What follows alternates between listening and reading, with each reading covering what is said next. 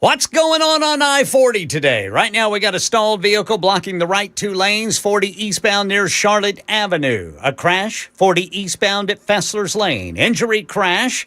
This is going to be, disabled vehicle right lane blocked, 40 westbound at 46th and 51st. Then there's an injury crash there at 4th Avenue South, just east of Lafayette Street. I'm Ken Weaver.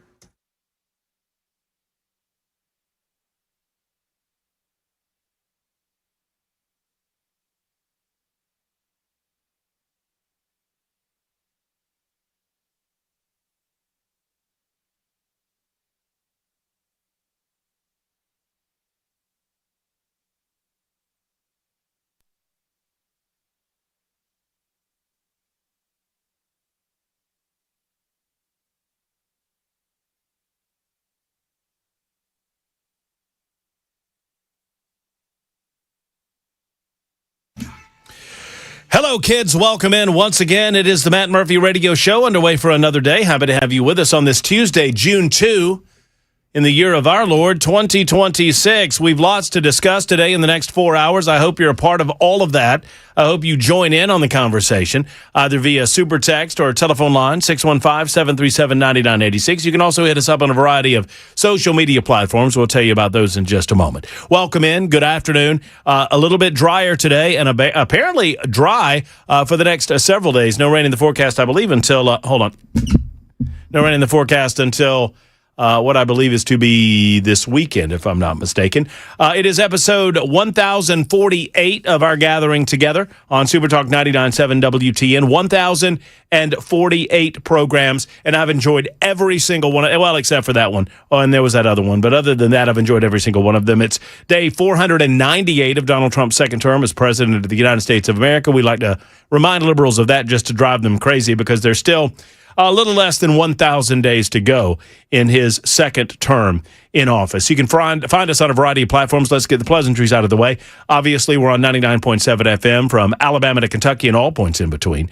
You can find us on a variety of apps to include Spotify, iHeart, TuneIn. We have our own Super Talk 99.7 WTN. Join us there. Take us wherever you go. Like and subscribe if you hit us up on Talk TV, YouTube, Facebook, Twitter, Twitch, Rumble, YouTube, Facebook, Twitter, Twitch, Rumble. Ken Weaver is back in the house. He has analyzed how much it costs for you to like and subscribe on the social media platforms that I just mentioned. How much is that, Ken? Absolutely nothing, boys.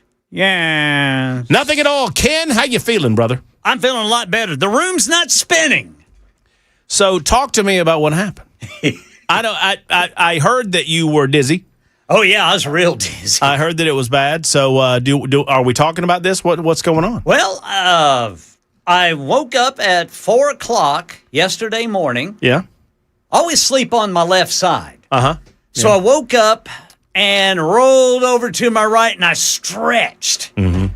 And just all of a sudden, the room started spinning. Uh-oh. It wasn't stopping. I'm thinking, what is going on? So I think, okay, just get up. Just get up. So I got up, and you know how it is. You got to go to the bathroom, and the minute you stand up after you've been asleep. So I almost fell down on my way to the bathroom. Oh, no. And I'm sitting there thinking, so then I start, I got to tamp down the anxiety because I'm starting to think, okay, am I having a stroke? Is something going on? Well, no, I'm breathing okay. I don't feel any paralysis. I'm just real dizzy. Yeah. Now, I've had like this earache for a while now. Yeah.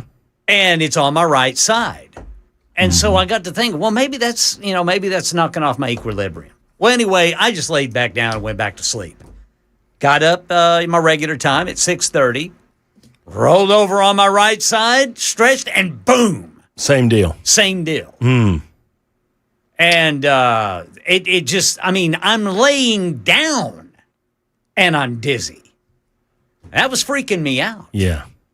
Yeah. But I got myself up and got it kind of under control. I still felt dizzy, but nothing was spinning. It was just kind of like a half spin. Like if I turned my head a certain way, things would kind of follow or whatever, something like, if that makes any sense. And So I thought, well, my wife said, why don't you take an allergy pill or something? Maybe it's your allergy. Your head's full of stuff. Yeah. And so I took one of those, and everything stopped spinning yesterday morning around 9:30 or so. And I had a doctor's appointment this morning, just my regular wellness check. Yeah, uh-huh. And they looked in my ear and everything, and nothing, Brother Murphy. I have a possibility for you. Okay. And it's based on, Erica has Meniere's disease. Yeah, you told me that. And I want you to look into that. Okay. And I don't wish it on you, but what you are describing is exactly what she goes through, especially when there's weather. Really? Yes. When there is nasty weather coming in, storms or whatever, it messes her up, brother. Huh. Messes her up. It is, so for those that don't know, Meniere's, so for a while, she was suffering with it before it got diagnosed, and even after it got diagnosed. And I'll admit this, and I'm ashamed to say that I was I just wasn't very sympathetic because it was kind of a come on, suck it up, Buttercup, kind of thing. It's like, oh well, you're a little dizzy, let's go. But it is debilitating when it hits her. It's vertigo, potentially ringing in the ears, but a feeling of pressure in the ear. So Meniere's disease, MENIERA. Well, let me do it again. MENIERE. Yes, sir. Meniere's disease. But I wouldn't wish it on you, and I hope that that's not the case because Meniere's. There's no cure for Meniere's. But a combination of medicine and diet and just managing the symptoms. But boy, when it hits, can't walk. I mean, just it's so dizzy. I can't believe I made it to the bathroom, man. I was like, I was tripping out, dude. I was like, what is going on? But I don't know. I just wanted to go back to bed. Well, are you feeling better today? Is it okay? Yeah. I mean, feeling fine. In fact, my ear is not even hurting that much anymore. Good. So, and that's what I thought it was. I just thought it was something to do with my ear. But see, I've had these dizzy issues for years now. I still get dizzy when I drive. I've just learned how to handle it. Mm-hmm. Not spinning dizzy, but just all of a sudden you just have this lightheaded feeling. Yeah. And this has been going on for years, man. Telling you, I would look into the Meniere's. I mean, I don't know that it would offer you any. Maybe to know it might offer you a little bit of comfort. Yeah. But who knows? I mean, but I'm glad you're feeling a little bit better. So does the dizzy just hit you? Yeah, just all of a sudden, boom! Wow. It's just I remember the first time it did it. This has been several years ago. I mean, I was 85 miles an hour. In the left-hand lane, approaching where the Tanger factory outlet was not yet. They're on 24, and it hit me.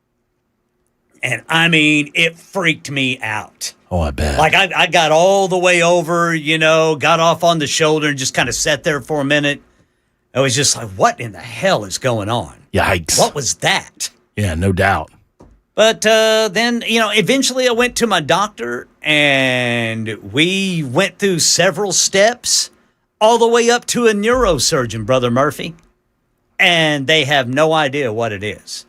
Now, they did find this little bitty spot called a vestibular, some sort of vestibular thing, like behind my left ear, I guess, on my brain. But they determined that really wasn't anything. I mean, they said, when you get in your 50s, you start having things show up. It's just rub some dirt on it. Put some dirt on it. We got no clue. But I got tired of, every visit was $200. Yeah, no doubt. And finally, the neurosurgeon who had already seen all the x-rays and everything, I just called that day. I said, look, I don't want to come in there and pay another $200. Can you just tell me what you think, and do I need to have surgery? And they said, no, we think you're okay, but we can't really determine what the dizziness is that you have. Well, there are a lot of amateur physicians on the super text line that are offering their diagnosis. Okay. Based on our conversation. Neocardiogenic cinoscope. I don't know what that means. Goodness. Someone said situational vertigo. Yeah, that's. Someone said benign positional vertigo, which I don't know if that's the same thing as situational vertigo. I would just suggest Meniere's is a disease of exclusion, meaning that once they exclude everything else that it possibly can be, you're left with a couple of options. One of them is, vertigo diagnosis. The other is a Meniere diagnosis. But I think those things go hand in hand. But it's just I live with it I live with it in the sense that Erica lives with it on a daily basis. So I'm just familiar with it. And that's just what it sounded like to me when I heard you talking about it earlier on Chad's show. And just listening to you talk about it now, that's just, and hers is very much impacted by weather. Very much impacted by weather. Yeah, the barometric pressure and weather factors impact her greatly in terms of her ability to overcome it and just get along with her day versus just being almost virtually incapacitated. Poor E, man. I don't like that. I know. But yeah, it's like you said, dude. It was incapacitating for sure. And I thought, There's no way in HELL I'm driving up 24 after this happened. I'm going to take a day here. No, that's a smart move. That's the move. Well, we're thinking about you, brother. I hope you never have to deal with it again. Me too, Brother Murphy. Hey, speaking of people we think about, there's Jackson Williams. Brother Jackson. Oh, he's on the phone right now. We got to let him. He is. He's talking to Angie or somebody or another. Everybody's calling in wanting to wish Ken well and offer him their amateur diagnosis. We got our stethoscopes on and our robes, and we got our little name badge. A little stitching on the robe. Right. It says Dr. Murphy right there on it. Hello, I'm Dr. Matt. How are you? Nice to see you. Maybe Ken has the disease, I'm dizzy. My head is spinning. Well, maybe. But there was some good news after my wellness check today, Brother Murphy. And what is that? I have apparently stopped shrinking. So, Ken. Yes, sir. I love you like a brother. Thank you. I love you too. I don't know that I believe that you were ever 5'8". Now, I'm just going to I'm throwing it out there. Maybe I was. I'm throwing it out there. I think you were fudging, and I think your brain just said, okay, we'll be 5'8". So you're 5'5" now? Yeah. But you, in all seriousness, you were 5'8" at one point? In high school, whenever I played baseball, they had me listed as 5'8". Really? And I never, looked, to see, oh, yeah, okay, I just took their word for it. But, you really don't. I don't think it matters how tall you are in baseball. Well, no. Now, if you're batting, it does. I don't guess it would. It would not make sense that they would try to squeeze an inch on you. We got to make that Weaver fella look bigger. Hey, he's 5'6". Put him 5'8". Hey, just put him 5'8". Put 5'8". Poor little fella. I used to say 6 feet all the time when I was in my 20s. Yeah, but you are 6 feet. I am not 6 feet. I'm 5'11" and 1/4. Oh, wow. If I was 5'11" and a half, Ken, I'd still claim 6 feet. I'd claim it right now until the day I die. I'd claim 6 feet, but I'm not. I'm 5'11" and 1/4, and I was claiming 6 feet for a long time. And there came a point in my 30s I was like, to hell with it. I'm going 5'11". Just do it. Just to hell with it. What am I doing? Who am I fooling? Fooling myself. BC says, no, it's not a tumor. No, it's not a tumor. Gracious. Well, I would think that by now, that's been like 3-4 years ago. Somebody said, this doctor calls for more goomies. Man, you need to get to see that doctor, Ken. Maybe that's what the issue is. I haven't had enough goomies. 1155 says, I think Ken should drink more alcohol. That helps with the spinning. Well, just come up here to Louisville and I'll love your job. What you know is some goomies. I don't know why Jimmy Stewart's got the goomies. Yeah. I don't know why. That's what it sounded like you were doing. Is that your Jimmy Stewart? No, that's Mitch McConnell. Oh, that's right. You're doing Kentucky Mitch McConnell. Yeah, he's big bourbon guy. That's right. Yeah. I thought you were doing. Jimmy Stewart. Get him a goomie. Clarence. In high school, Ken Weaver was wearing them Oklahoma dude kickers. Yeah, that's probably true. Pat says, I'm not an amateur.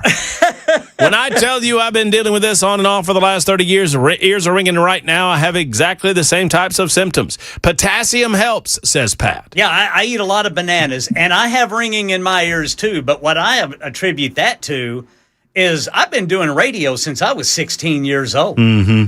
Yeah, I mean, I've been wearing headphones for 8 hours a day for a long time. No question. And that's what I think a lot of that is. I can't hear a thing you're saying right now. I can't. I resign. Kind of like that fella, kind of like that seminar caller. Oh, my goodness. Hello? Can you hear me? Nope. Can't hear a thing you're saying. So, yeah, it's one of those deals where if you're in the radio business for long enough, you just resign yourself to the idea that by the time you're 65 or so, you're going to be deaf. Oh, yeah. And my grandfather was deaf toward the end of his life, and he seemed very satisfied, very happy. I mean, there's been instances where, I've looked at my daughter and said, I don't know where the remote is. And she says, I said, I love you, Daddy. Oh. Hey, Jackson, get in on this. What are you doing over there? Yeah, Brother Jackson. What are you doing, Action Jackson? Ken's back, for goodness sake. You mad at him? No, I'm just letting y'all have your old man talk. Jackson, you got any advice for Ken Weaver? He's dizzy. Yes, sir. I mean, Jackson, I've seen you out and about. You're used to being dizzy. What do you do? Sleep it off? Yeah. Go to bed, Ken. Okay. Well, that's what he did. He's suffering from Oklahoma scoliosis. Now, see, Brother Jackson, you got to be careful of your headphones, buddy. Mm-hmm. You're young. That's right. Keep them low, bud. Keep I'm them already low. deaf. What? Huh? Can't hear you. Can't hear a thing you're saying.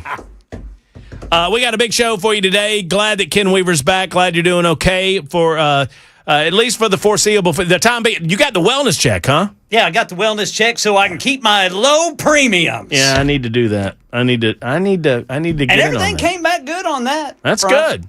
good. No, that's good. I love hearing it.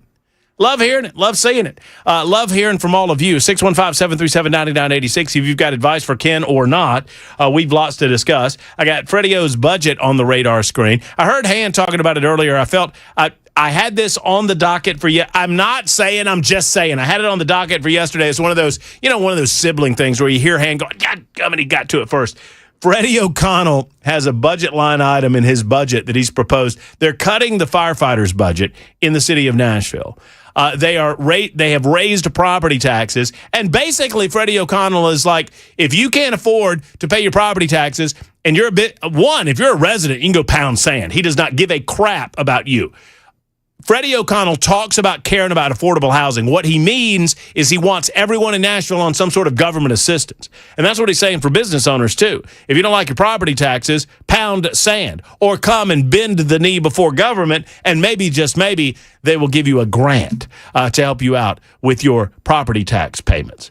That's their solution. Well, now they've decided to cut the firefighters' budget, and at the same time, they're giving almost $1 million to essentially a slush fund for illegal alien activity in the city of Nashville. We're going to talk about that today. Get your thoughts on it. 615-737-9986. I have a question. What do you think Democrats want for summer of 2026? Does it not feel like they want, Democrats seem to really, really want some sort of civil unrest on the streets. Does anyone else feel that way? Feels that way to me. Speaking of Democrats, there's a big election in Los Angeles tonight. We will discuss that. There is a Maine election that is going on with Graham Plattner. And the governor of Maine wants to remind everybody that she's still on the ballot. Hey, I'm still here. If y'all got any regrets, let me know. And I'll be sitting right over here. You can just check the box for me anytime you want. Johnny Garrett, who will be on our show Thursday, had a huge endorsement yesterday. And I don't really talk a lot about endorsements. I don't necessarily believe in talk radio host endorsements. I don't do it a lot. Radio hosts all across America do because they get some sort of ego satisfaction out of it. I don't do a lot of that. But he got a pretty big endorsement from the halls of Capitol Hill in Washington, D.C. yesterday. And I got an email from Elon. Elon Musk emailed me. All right. Yeah. What'd he say? I'm going to tell y'all in just a moment on Super Talk 99.7 WTN.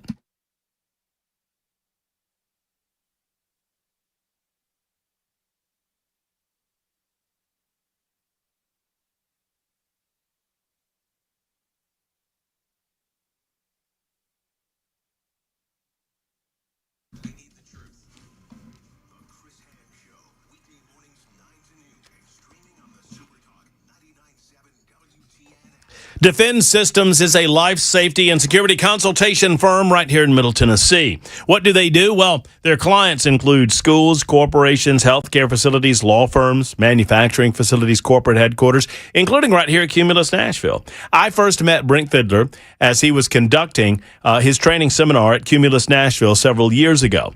And I loved the program so much that I went back the following day. I loved that so much, I went to other training programs that Brink was a part of and that he conducted through Defend Systems. I believe in this work that they do. They provide custom protection solutions that are unique to your particular situation and to your particular business. And they provide your staff, the people that are in your business or in your school or in your church, the people that operate these facilities, they provide you with invaluable information about what to do in the unlikely event that you would have a workplace violence situation, an emergency or intruder action plan needs to be initiated. They offer rapid response medical training, all customized to your facility. The bottom line is this, folks. We live in a dangerous world. Things happen in a dangerous world. Do you know if you're ready to respond? Do you know what you would do? I mean, reaction is one thing. Response is another thing. Defend Systems can teach you the difference. DefendSystems.com. DefendSystems.com. Hope is not a plan. 615-236-6484 for Defend Systems.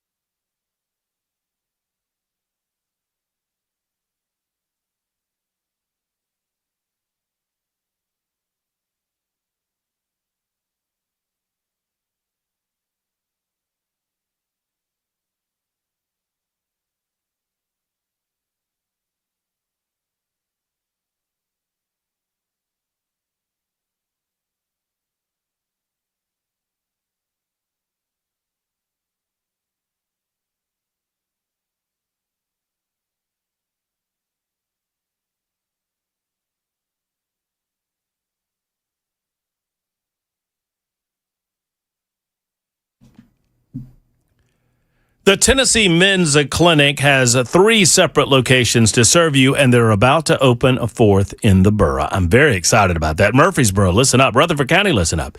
You're about to join Cool Springs, the original location in Midtown Nashville, and their Clarksville location as 4 separate Middle Tennessee locations to serve you. Gentlemen, I've been telling you about Tennessee Men's Clinic powered by Men's Pro for quite some time. I love them. They've been doing it for years. They're not a fly-by-night organization. They're a qualified urology-based system that can get you back into the game, men. If you're experiencing, might I just go ahead and say, ED, if you've noticed this coming a little bit over time, the solution is right in front of you, friends. It's all about getting into the program, figuring out what's going on, getting that consultation going. And, oh, by the way, they're not going to charge you an arm and a leg for that. Less than $100, $99 for your initial consultation. They'll get some blood work, and they'll figure out some answers right there in the office. Is it low testosterone? Let's find out through the Tennessee Men's Clinic. Find the clinic closest to you and make a call. Same number for all 4, 615-208-9090, 615-208-9090, or online at TennesseeMen'sClinic.com, TennesseeMen'sClinic.com. Get back in the game, man, with Tennessee Men's Clinic.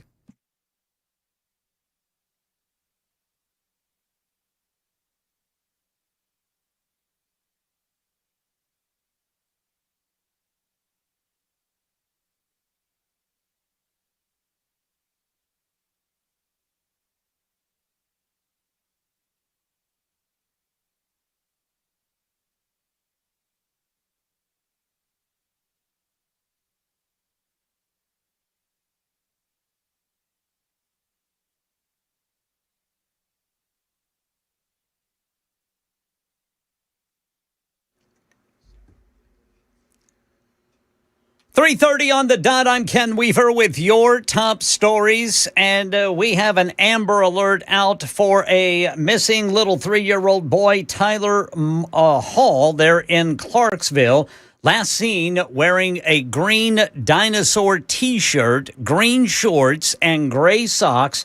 He's a little 3-year-old boy weighing about 40 pounds, got blonde hair, and he's got blue eyes. And if you see any little boy or anything that might be suspicious, you are asked to call 1-800-TBI-FIND or your local authorities. Right now in Nashville, Metro leaders considering a small tax break on groceries as part of the next budget. The first reading of that plan is tonight. It would lower the local grocery tax by half a cent, putting some money back in families' pockets, about $72 a year. To make up the difference, $9 million per year, Metro departments being asked to trim their budgets slightly. Also tonight, Metro Council members set to vote on a resolution calling for NES CEO Teresa Broyles-Applin to be fired for the response to the January ice storm. Here's Channel 4's Holly Thompson. The resolution says the power company failed to properly prepare for the storm despite knowing the risks. Council members will also take up another resolution that points to what some call a lack of confidence in the leadership of the electric board. We know the meeting will start at 6:30. We will be watching this very closely, of course. We will let you know what happens. Yeah, a proposal in Williamson County could bring new transitional housing to Franklin. The Williamson County Homeless Alliance wanting to build a $10 million facility called the Stable House off of Old Carters Creek Pike. It would house up to 66 people and offer services to help them find jobs and permanent housing. City leaders still discussing the idea. They've got concerns about neighborhood impact. That's the latest news. Traffic and weather next. I'm Ken Weaver, WTN News.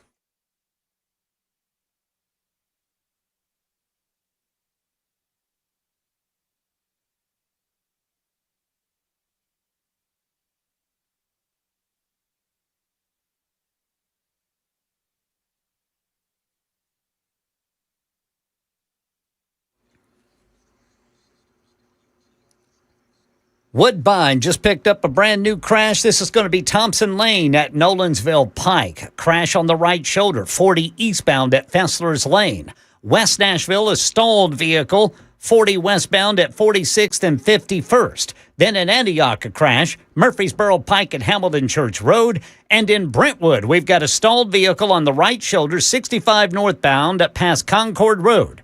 I'm Ken Weaver.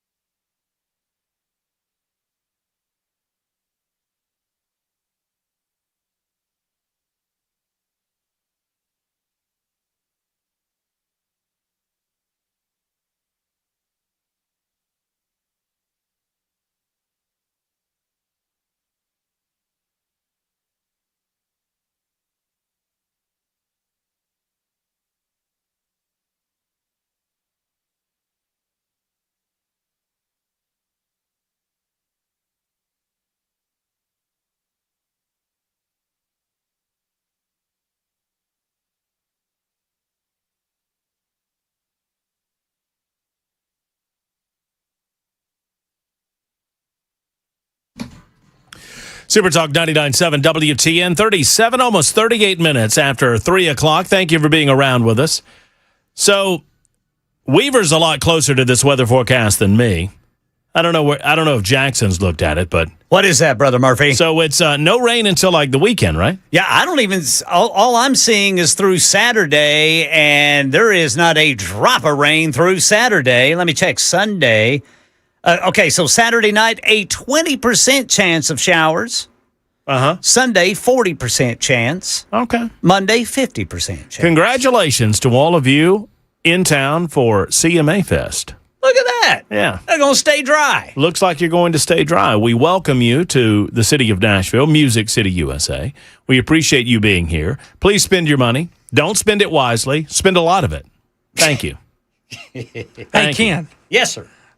You missed the real fields in here yesterday. Oh, jeez. So those real fields got up there. Ken, the nasty rumor mill was grinding that you became aware somehow that the air conditioning wasn't working. And that all of this dizzy spell talk is just a ruse. Yeah, I'm dizzy. I won't be in. Guys, danger zone. Can't get on 24. Dizzy. How's the AC? It was, Jackson, how would you describe your control room yesterday? Sweaty. Son of a biscuit eater. Sweaty. And it's hot in there anyway. It's nice and cool today. Let me tell you, it was, yesterday I said on several occasions, broadcasting from the surface of the sun. It's the Matt Murphy Show. Super Talk 99.7 My favorite was WTN. broadcasting from the seventh layer of hell. It's the Matt Murphy Show. Hi. So, did you have to leave the door open? We did for some parts of the show. Yeah, at the beginning of the show, I felt weird about it because there's people walking up and down the halls, and I'm very loud, Ken, and I don't want to scare people, believe it or not. So I closed it up, but I had to open it, man. Around 5 o'clock, we had to get it open because it was hot in here. That'd have been a good day to have Heidi Campbell on. Oh yeah. Speaking of, I'm glad you brought Heidi Campbell up. Hey, you got me over there. Let's look at what Heidi has to say about this month. I just saw this post. You seeing this? This is from the X Machine. You can follow me on the X Machine at Matt Murphy Show. Matt Murphy Show. MattMurphyShow at Matt Murphy Show on the X Machine. I'm also on the Facebook. I'm on the Instagram and whatnot. But Heidi has a few things to say about this month. The liberal Democrats are very, very upset that the Republicans in the Tennessee General Assembly declared that June was Nuclear Family Month. They don't like that at all. They don't like the idea of the nuclear family being celebrated. They want to celebrate the gay people and the LGBTQ and the drag queens and all of that. Look, I have no problem with you comporting yourself in a manner of your own choosing. I don't care how you act. I genuinely don't. Just don't involve kids and don't expect that I have to be involved in your shenanigans. That's it. But I'm amazed at the amount of pushback that liberals give to those who want to walk a different path, like Nuclear Family Month. And there's nothing wrong with the nuclear family. That said, Heidi Campbell says, Pride Month is a celebration of our authentic selves. What? So, I'm allowed to be proud that I'm straight? I guess. She goes on, some politicians use power to invalidate people. Heidi Campbell, Tennessee Senate District 20. To Tennessee's LGBTQ plus fam, you belong. You matter. Your rights are just as important as everyone's. Happy Pride Month. Okay. Heidi, you're always welcome to come on this show and promote this level of propaganda or whatever you would call it. Here's what I would say to Heidi. I'm on record. I understand why people who are gay felt oppressed.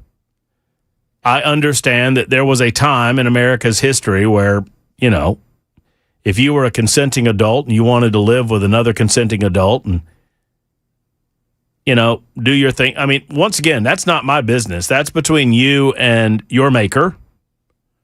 And I do not believe in a government powerful enough to prevent you from doing that. If you're a grown person and you want to live with another grown person, and it's just none of my business. It's simply none of my business.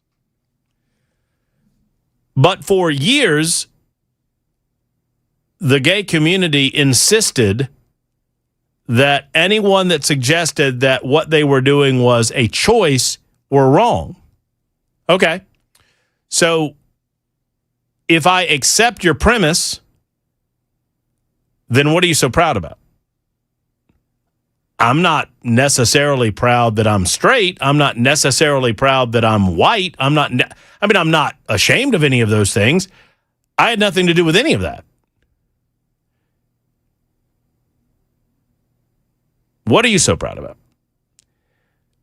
You achieved your goal. Let's move on. No one wants to talk about it.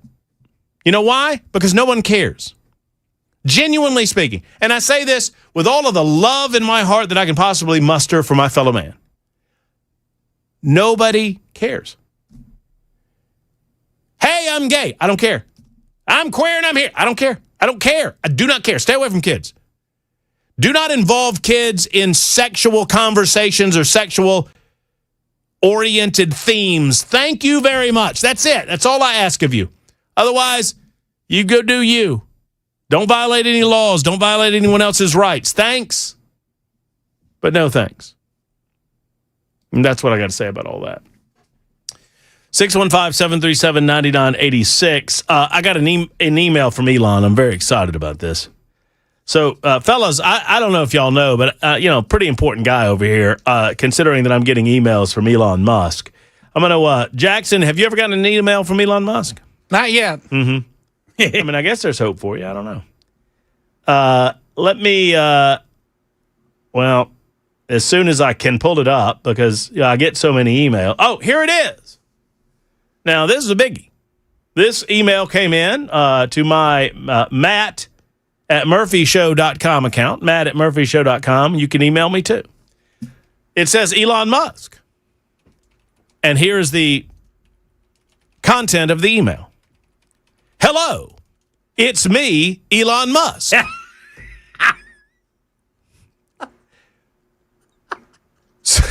Don't make me laugh. Hold on, I got to start. All right. Subject, Elon Musk.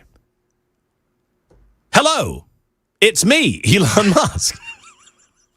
Someone introduced you to me about your profession. Now, I wanna, WANNA, offer Well, he's you. a quirky fella. He is. You know what? He's busy. Yes, sir. I'm surprised I don't know. This is pretty big deal. Hello, it's me, Elon Musk. Someone introduced you to me about your profession. Now, I want to offer you contract. Ooh, Brother are we going to Murphy. the Elon network? Hit me up immediately. Now, here's my question. If I want to screw around with Elon, Yeah. I mean, I can respond to this email without fear of being compromised on my computer, right?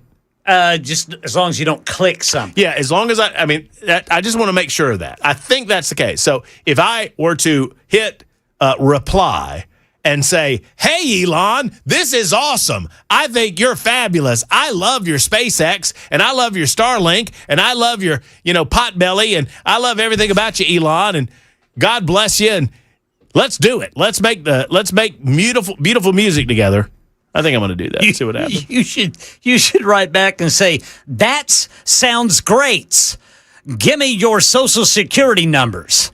All right, I'm doing this. That's sounds great. Sounds great. What do I need to do? What important information do you need? I am here at your disposal. I love you. Long time. Long time. Also, my good friend Ken Weaver wants to chat. Can I send him your private email? All right, there we go. All right. We're on our way to stardom, boys. Let me tell you something. Elon gets that, he's going to be mighty impressed. He's focused on you, Brother Murphy. He is. He is. I want to do a regular segment. I always have these in my inbox, and I keep them because I tell myself that I should share them with the audience. I don't know if it's just me that I get so amused by these. They make me laugh so much. Hello, I am experiencing great difficulty. Allow me to explain. My name, Prince Nambubu. I hail from Nairobi and have 20 million USD in bank. I need transfer, but have to have contact in the States. Can you help? Please advise. If you are able to wire transfer 1,000 USD, I can send over 1 million USD. It would be of great benefit to both. Thank you, Prince Nambubu.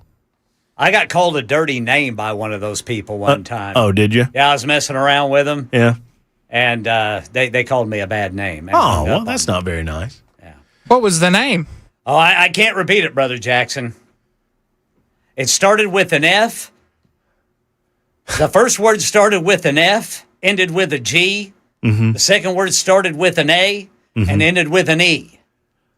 Oh, I know. I know what it is. Hold on. F and a G. Frog? Is it frog? Yeah. I'm guessing frog. Called me a frog.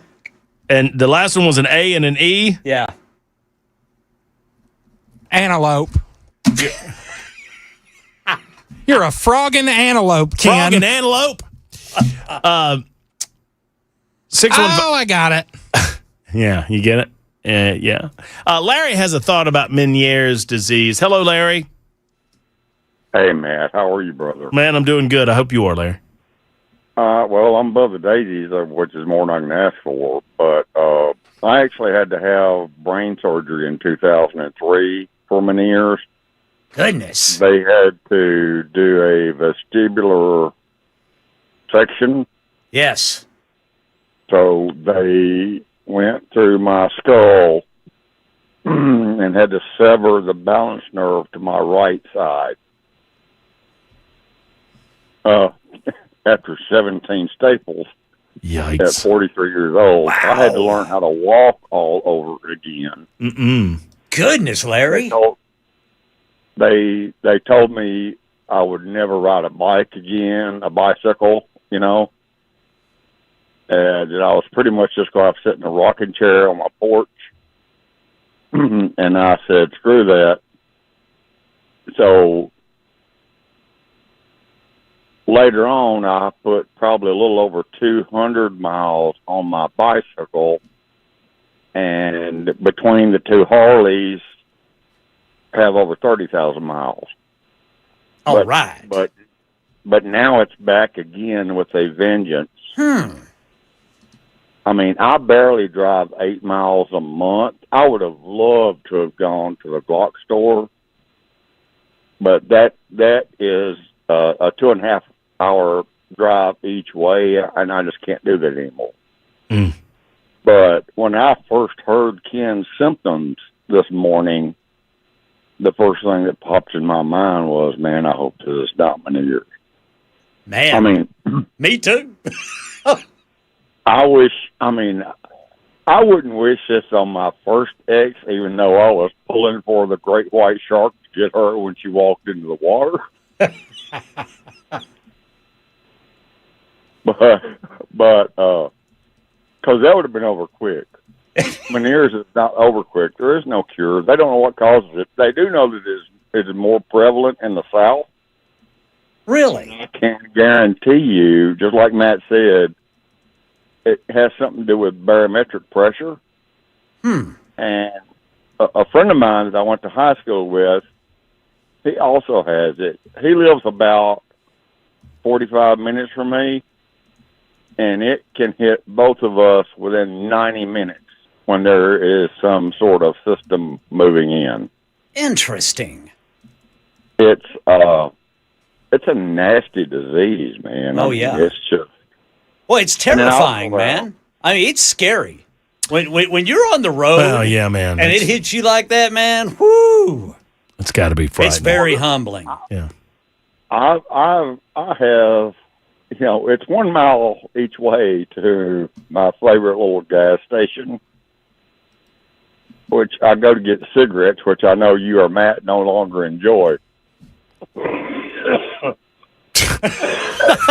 my talk. But Sounds like you're doing great with them, though. I'm Well, kidding, Larry. no. You know I love you. no, I mean I've been smoking 47 years. I ain't hooked. Like Mark Twain said one time. He said, "People talk about how hard it is to quit smoking. I quit smoking 20 times a day." Exactly.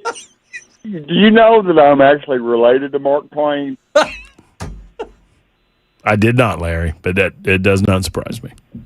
Does not. Well, actually, I'm related to Mark Twain on my mom's side, and I'm related to Frank and Jesse James on my dad's side. That's why I'm screwed up.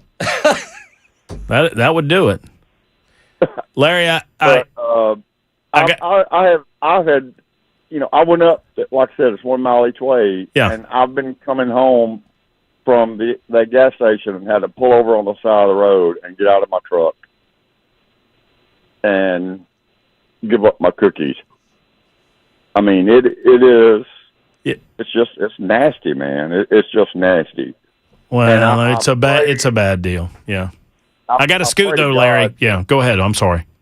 No. I pray to God that is not what Ken has, but Thank you, Brother Larry. I wish he would get it. I wish he would get checked for it at least. Okay. Well, once again, I mean, and as you well know, Larry, and thank you so much for the call, and you know how much we love you over there, brother. It is one of those things where, they exclude everything else and they say, well, it must be Meniere's. There's not a specific test to take. But yeah, the symptoms certainly correlate with what we've experienced. 5 minutes until 4 o'clock on Super Talk 99.7 WTN.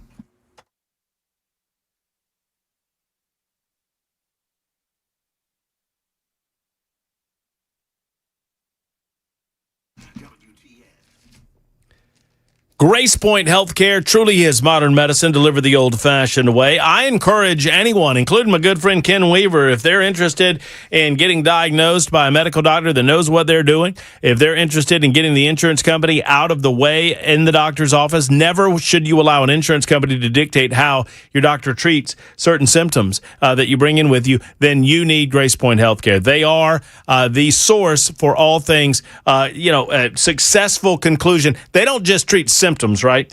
Grace Point treats the entire body with a comprehensive medical approach, getting to the root of the problem, not just treating the symptoms of said problem. They even do house calls for those too sick to come into the office. Grace Point is your primary care provider that treats the entire family from newborns to seniors at Grace Point. No long wait times in the waiting rooms either. Plus, ask about their Smart Care plan, which for $99 a month, you can pay through your HSA. By the way, $79 for the kids. They take care of all of your doctor's visits throughout the course of the year, plus free basic labs and diagnostics. It's such an easy way to get solid medical care located in Franklin, worth the drive from anywhere within the sound of my voice. It's Grace Point Healthcare. That's why we call it modern medicine delivered the old-fashioned way. 599-6868. Call for an appointment today. 599-6868.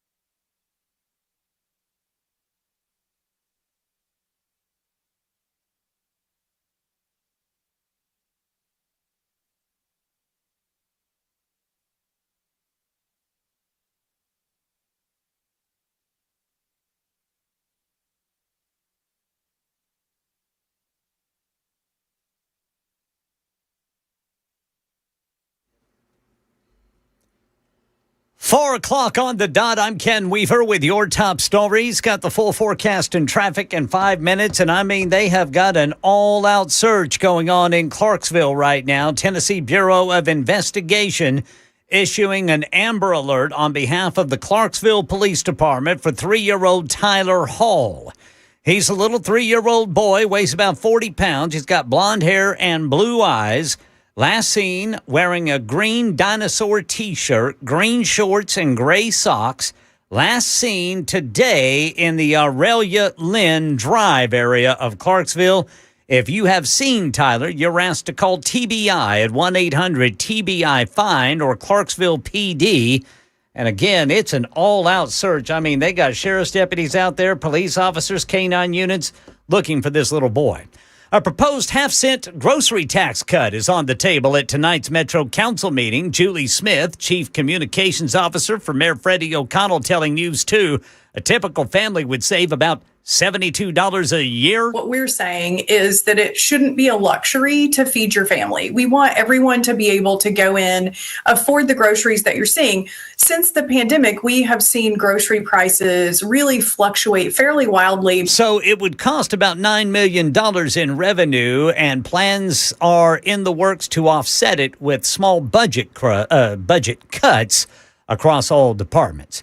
And Metro Council is going to be weighing new limits on data centers as a proposal near the Nashville Zoo is sparking concern. A company wants to build a large facility on more than 20 acres next to the zoo, but the land has not yet been sold, permits are not approved, and zoo leaders are pushing back, warning about potential impacts on animals and the surrounding community.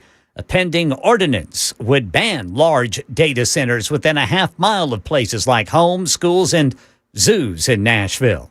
And Metro Council members were set to vote tonight on a resolution urging the firing of Nashville Electric Service CEO Teresa Broyles-Applin, but Channel 4 says the Metro Council member who put forth the resolution will not be in attendance, so that is probably going to be put off for another time. This comes after widespread criticism of NES's response to the January ice storm.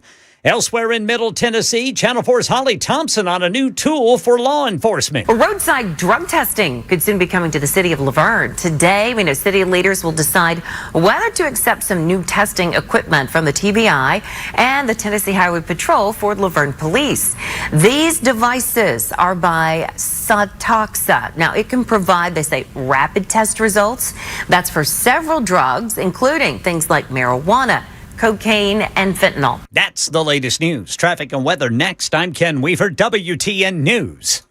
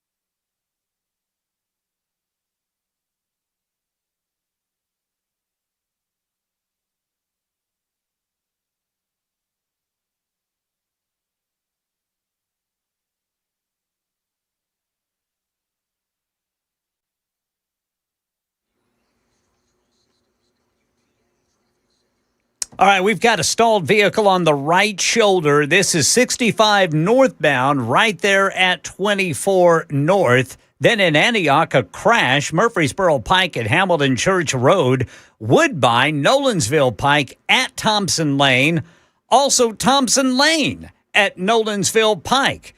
Injury crash, Woodland Street at South 5th. Whites Creek, we got a crash, 24 eastbound past Old Hickory Boulevard. Woodbine again, 440 westbound, right there at Nolensville Pike. There's a crash. I'm Ken Weaver.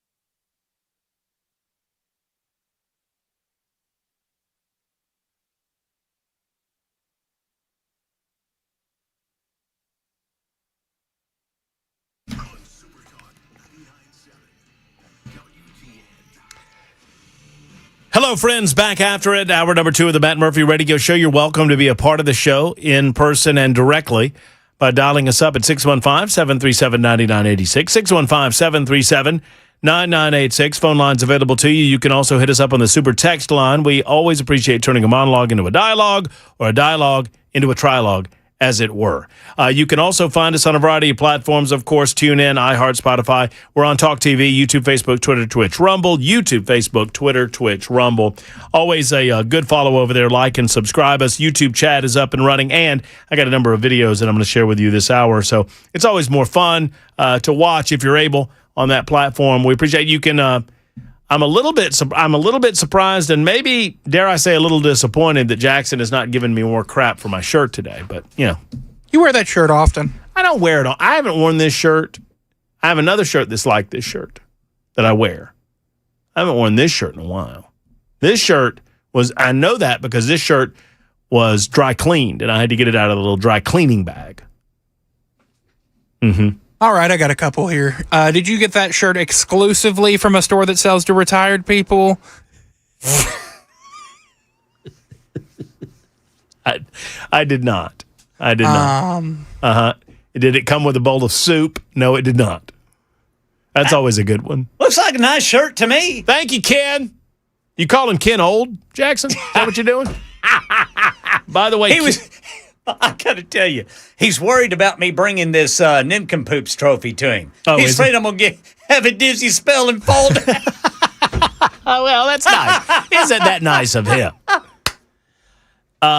Erica did reach out, Ken, and yes, sir. She said, I'm just going to read this to you as written to me. Okay.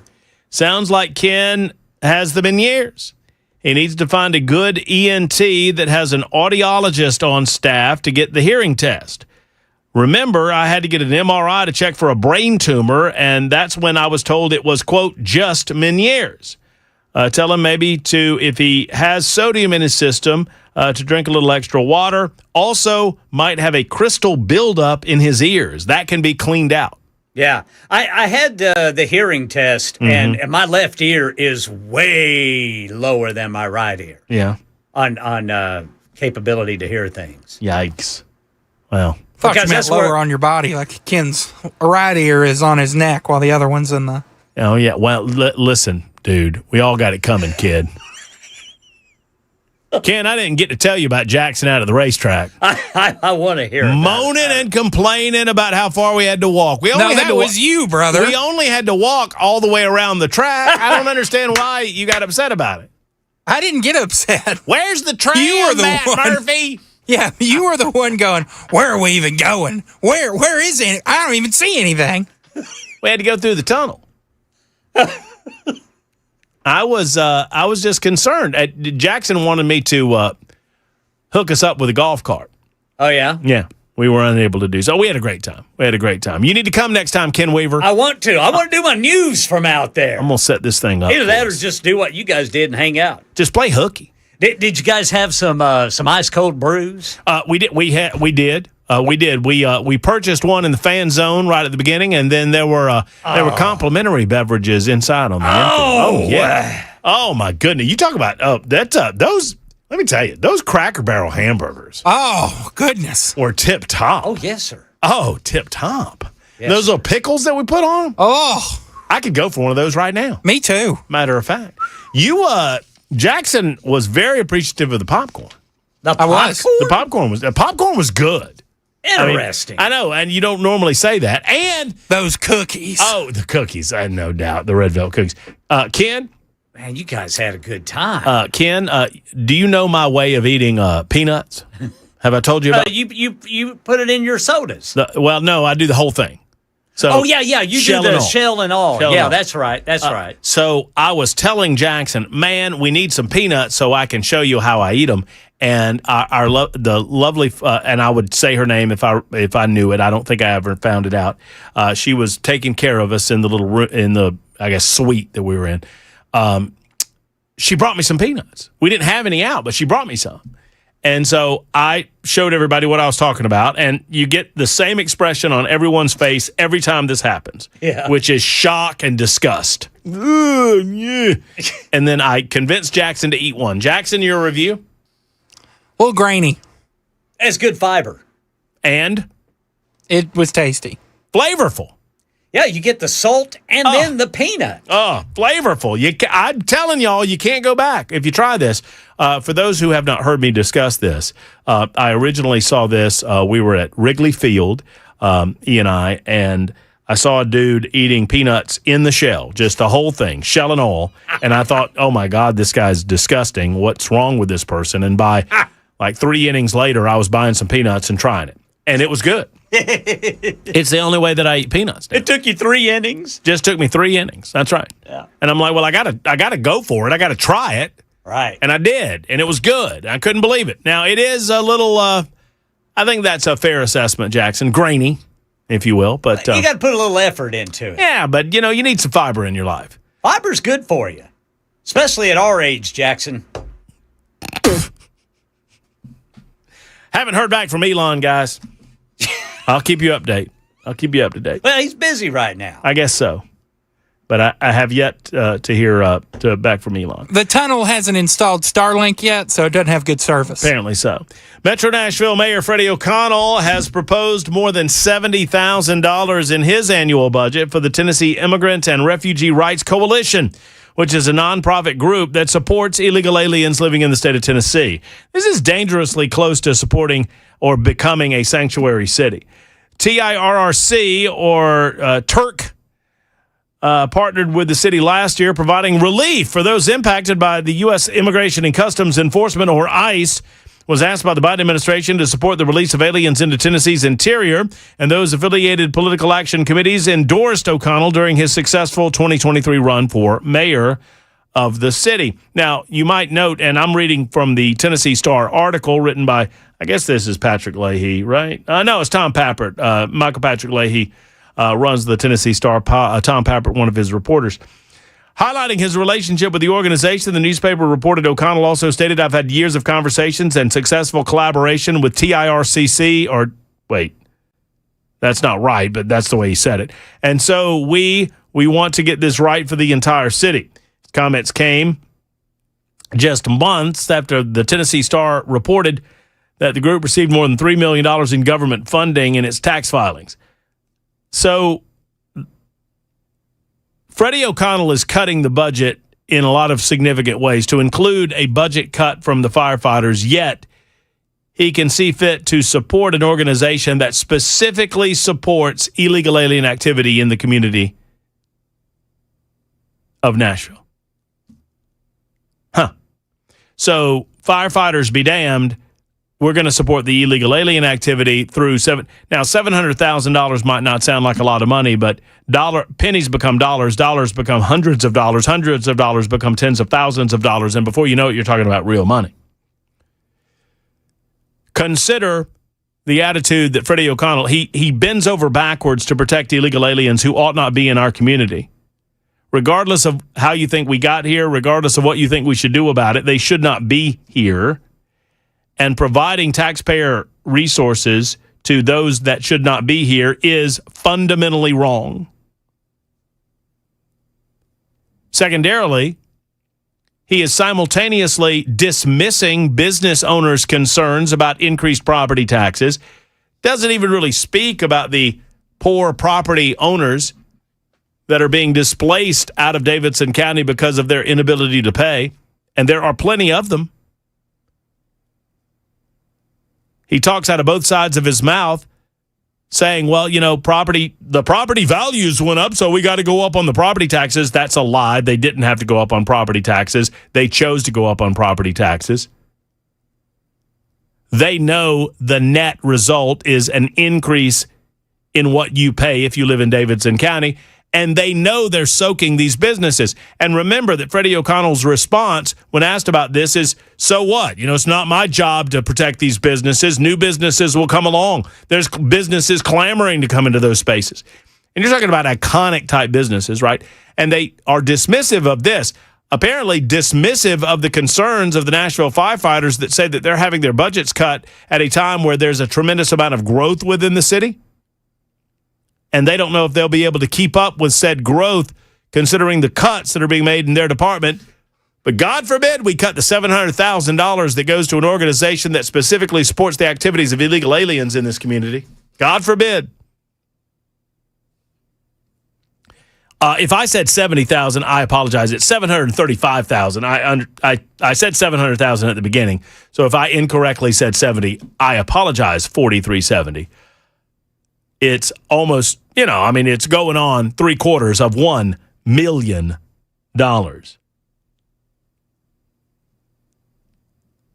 O'Connell's comments came just months after the Tennessee Star revealed the group reported receiving more than $3 million in government funding. Mentioned that. Tennessee Attorney General Jonathan Skrmetti won a significant legal victory in Tennessee's lawsuit to stop the Biden administration effort from releasing thousands of illegal aliens from a Louisiana detention facility and into the state of Tennessee. Last year, TIRRC was named one of the two nonprofits, quote, coordinating the provision of the Belonging Fund, which was championed by O'Connell in response to a joint enforcement operation between ICE and the Tennessee Highway Patrol. Remember, this was the time where Afton Bain was making a butthole of herself, running around, attempting to stymie the efforts of Immigration and Customs Enforcement for doing their jobs. The mayor clearly does not care as much about the firefighters or the tax-paying citizens as he does about illegal aliens. Okay. Hopefully the citizens of Davidson County will respond in the proper fashion come election time. I don't have any hope, though. I love Nashville. I love my adopted hometown. I love my adopted home area. I love my adopted home state. And there are so many different aspects of Nashville that make you proud to live in this community. Sadly, the mayor's not one of them. I've said for a while now, considering taxation, that they are going to kill the goose that lays the golden eggs. This community, this city has been considered nationwide, even worldwide, dare I say. I mean, we just got the Super Bowl, for goodness sake. We are an it city. But that isn't a guarantee. That's not a birthright. That's not something that is guaranteed. That's something that has to be maintained. And part of the reason or part of the way that you maintain that is you keep the tax burden on the existing businesses as low as possible. You allow them to flourish. You allow them to compete for customers. You get the tourists in here. You keep your firefighters well-funded. You keep your police officers well-funded. You keep the damn homeless off the streets. You keep the trash off the streets. You keep your front porch clean, and the tourists will continue to come, and they will spend their money, and that will fill your coffers statewide and in Nashville, Tennessee. But when the streets are dirty and they got homeless people on them, I had a buddy of mine who came into the city a couple of years ago, brought his family with him on my recommendation. I told him what hotel to stay in. I told him the places to go. I told him that Nashville was a wonderful town, and he responded by telling me, well, Murphy, I appreciate all of that, but I don't know that I'm coming back. Why not? Well, when it's 2 o'clock in the afternoon and I'm sitting in a park in downtown Nashville watching a drug addict homeless guy shoot up in the middle of the city, and my daughter is asking me what he's doing, that's not a city that I want to come back to.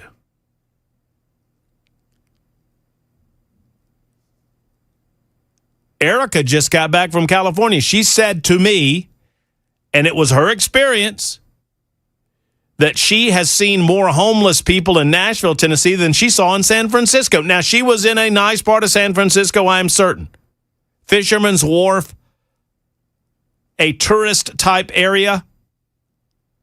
At the same time, though, what does that say? Once again, I'm not against this city, but if anybody doesn't say that they see this coming as clear as an unmuddied lake, you're fooling yourselves. When the people stop coming, these knucklehead leftists on the Metro Council and in the mayor's office are still going to want their money, and they're still going to want to fund illegal alien activities, sadly.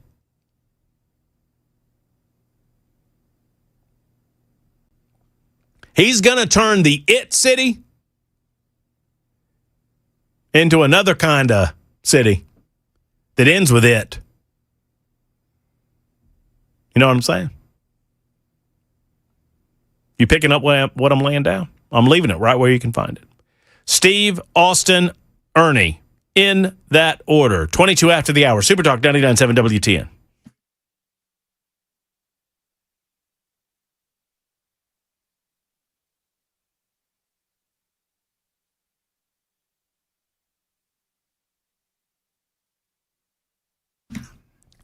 Hello, friends. Matt Murphy for U.S. Pest. You know, often when you're watching me on Talk TV, you'll see the U.S. Pest logo. They bring you the Talk television presentation of the Matt Murphy radio show on a daily basis, and we so appreciate the fact that they do.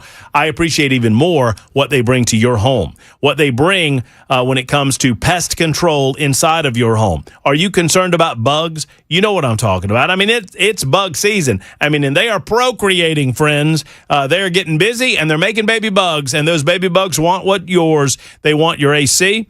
They want your food. They want the comfort that you provide in your home. Fleas and ticks are out of doors, and everything else, like roaches and spiders and whatnot, they're inside if you let them. But if you have U.S. Pest on your side and on your team, they will eliminate any possibility of bugs being inside of your home. They are so good at what they do. I encourage you to have a regular schedule with U.S. Pest. Let them come by on the regular and make sure that you don't have a bug issue inside of your home. If you're not happy with your current pest control company, or if you don't have one, it's time to get with the U.S. Pest. I say this all the time about J.K. and Erica Brister. They're fine Americans. They're good people. They love the United States of America every year, not just on the 250th anniversary of this country. And they certainly hate bugs. And that's what it's all about. USPest.com, USPest.com, or 590-1260. 590-1260 for U.S. Pest.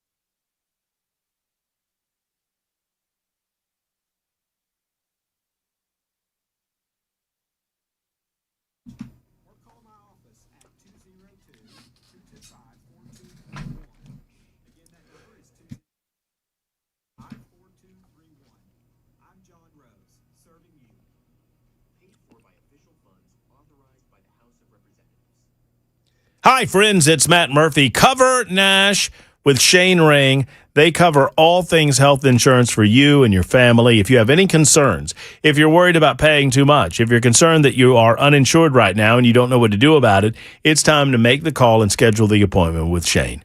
Shane can see you in person in his offices in Brentwood, and I've been by there. I've sat down with him, and man, he's good at what he does.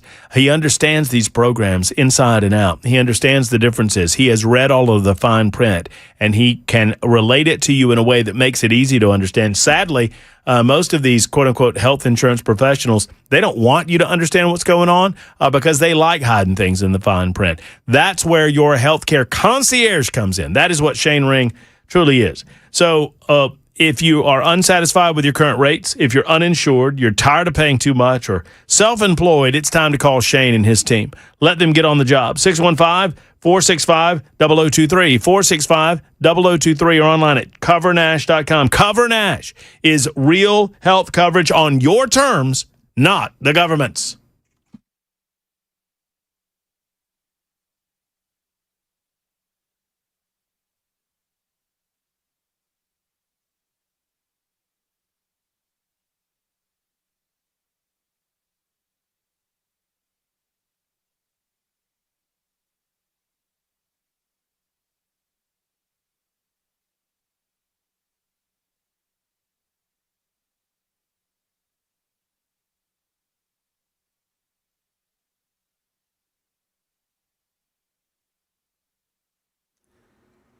Amber alert for 3-year-old Tyler Hall, little 3-year-old boy last seen in the Aurelia Lynn Drive area of Clarksville.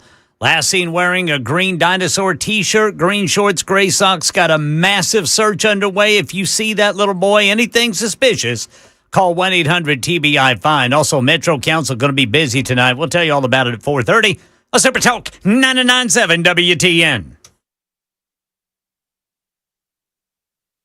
Super Talk 99.7 WTN. Let me check my email here. Oh, I've gotten a couple of emails. No, none from Elon. I'll keep you guys up to date. Very excited, very anticipatory of a conversation with Elon. Emailed me earlier, and we emailed him back. So very excited about that possibility. In the meantime, it's Steve's turn. Hello, Steve. Hello, Matt. How's it going, Steve? I'm good. This is your poker playing buddy in Spring Hill. Hey, brother. How you, man? How are you? I'm good. Good, man. I'm good. We need to get. We need to. Raccoon. We need to get together. For sure. You know, I'm ready. I'll hit you up. I'm on the way out of town, but we'll get something together next week. Oh yeah, I love it. Did you like my picture of the raccoon? I did. That was pretty special, huh? Wait, no. Wait, hold on. Did I get your picture of the raccoon? What does it look like? Where did you send me this? Yeah, he's nursing a bottle. The raccoon's got a milk bottle in his mouth, and my buddy had adopted him. He's in Ohio, though. They're a little more loud. Oh, I do. Oh, yes. I do remember this. I absolutely love it. You're going to send him down to Mount Pleasant? Yes, of course. I'll have him shipped down. I wonder if UPS will do that. I feel like if I get one as a baby, my dogs will be more accepting. There you go. Because right now, the dogs are kind of they're anti-raccoon. Let's be honest. Yeah, and raccoons will put a hurting on the dog. But if they're babies, then they'll be friends. They'll be the best of buddies. There you go. Yeah. Then they get along. Yeah. Yeah. Well, I got in my car. I'm driving back from Chattanooga, and I caught the tail end of Brother Ken Weaver's story about him having an episode on the road. Mm-hmm. And I've done a similar thing. And what we had figured out is the doctor had just put me on some statins. So is Brother Ken on statins by chance? No, sir. Okay. All right. Well, I know you've been checked out, stem to stern. But, yes, sir. I had an episode. I was just driving, and we were going from Chattanooga to the Carolinas, and there were trucks all over the place and the rock walls, and I just started sweating and shaking, and my hands, I didn't know what was happening. I guess that's what an anxiety attack feels like. Yeah, I've had my share of those. Yeah. So is that kind of how it felt? No, it was just all of a sudden, man. It's like everything just started moving. It's like everything was moving except for me. And Wow, I remember that from my college days. It's funny. One of the reasons that I think, Ken might investigate me in years, and I know I'm pushing that angle, is the way that Erica finally described it to me in a way that I could understand, y'all. She said, remember when you used to get really drunk in college? I was like, oh, yeah. And she said, and you felt like you had to throw up? And I was like, oh, yeah. She said, imagine feeling that way, but you never throw up. And I'm like, well, that sounds horrible. yeah, it's not fun. It's not fun. It was bad. I had to pull over, and lucky I was in the left lane as well. It's all spinny. Yeah. I had the wife drive the rest of the way in. Yeah. So that was scary. But I had just started to get on statins, and we pulled right off, and I hadn't had an episode since. So I didn't know if that would help. But if get off the statins. Yep. Maybe stay off the statins. Stay off the statins. If you're not on them, then we'll check that box. Steve, thank you so much for the call. Thank you for the info, and let me know when we need to get together in Spring Hill next time around. 32 after the hour, you're listening to Super Talk 99.7 WTN. When we return, family-friendly drag shows celebrate Pride Month. I've got the video on Super Talk 99.7 WTN.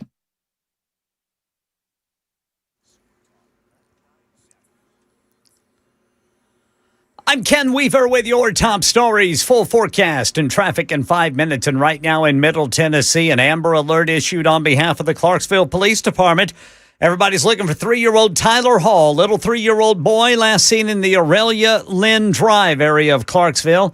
Little Tyler weighs about 40 pounds. He's got blonde hair and blue eyes. Last seen wearing a green dinosaur T-shirt, green shorts, and gray socks. Channel 4's Diana Rocco from the scene where police, sheriff's deputies, canine officers are looking. The circumstances surrounding his disappearance are still unclear right now, but as soon as the call came in, officers began an extensive search of the neighborhood and the wooded areas. They've also been reviewing surveillance cameras. In fact, a few moments ago, in addition to the canines that are in the neighborhood searching right now, officers just put up a drone. They are asking anyone who thinks they may have seen Tyler to immediately call 911. We were able to speak with some neighbors just a few houses down from where he went missing. They described the mother's frantic moments as she drove by their house asking if they had seen him. Again, if you see that little boy, call TBI, 1-800-TBI-FIND, or Clarksville PD. You can call 911. Metro Council members going to debate a grocery tax cut as they begin work on Nashville's new budget. The proposal would slightly lower the local tax on food purchases. Leaders say it's a step toward making groceries more affordable, even as the state tax remains in place. The state tax, that is. If approved, the change would come with a $9 million impact to the city budget, which all departments in Metro are being asked to lower so they can fill that void if this tax cut is indeed approved. Supposedly going to save an average family about $72 a year if it goes through. That's the latest news, traffic and weather next. I'm Ken Weaver, WTN News.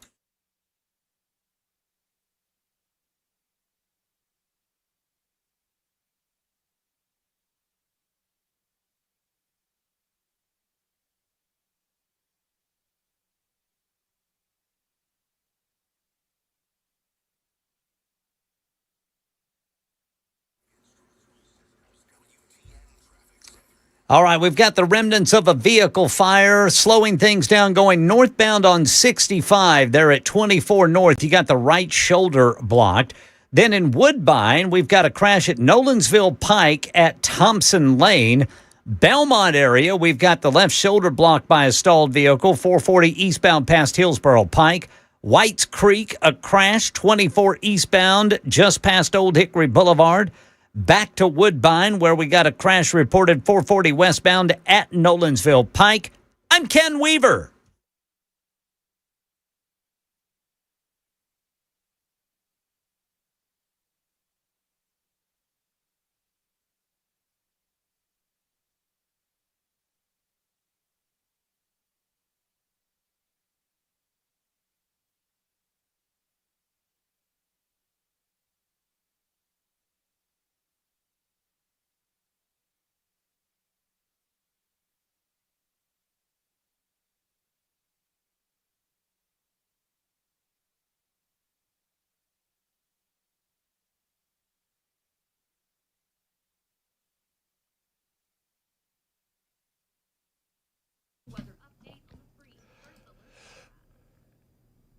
Hey, friends, brand new sponsor to the Matt Murphy Radio Show. I'm so proud to tell you about Timberland Cabinetry and everything they're doing for our community and all across the great state of Tennessee.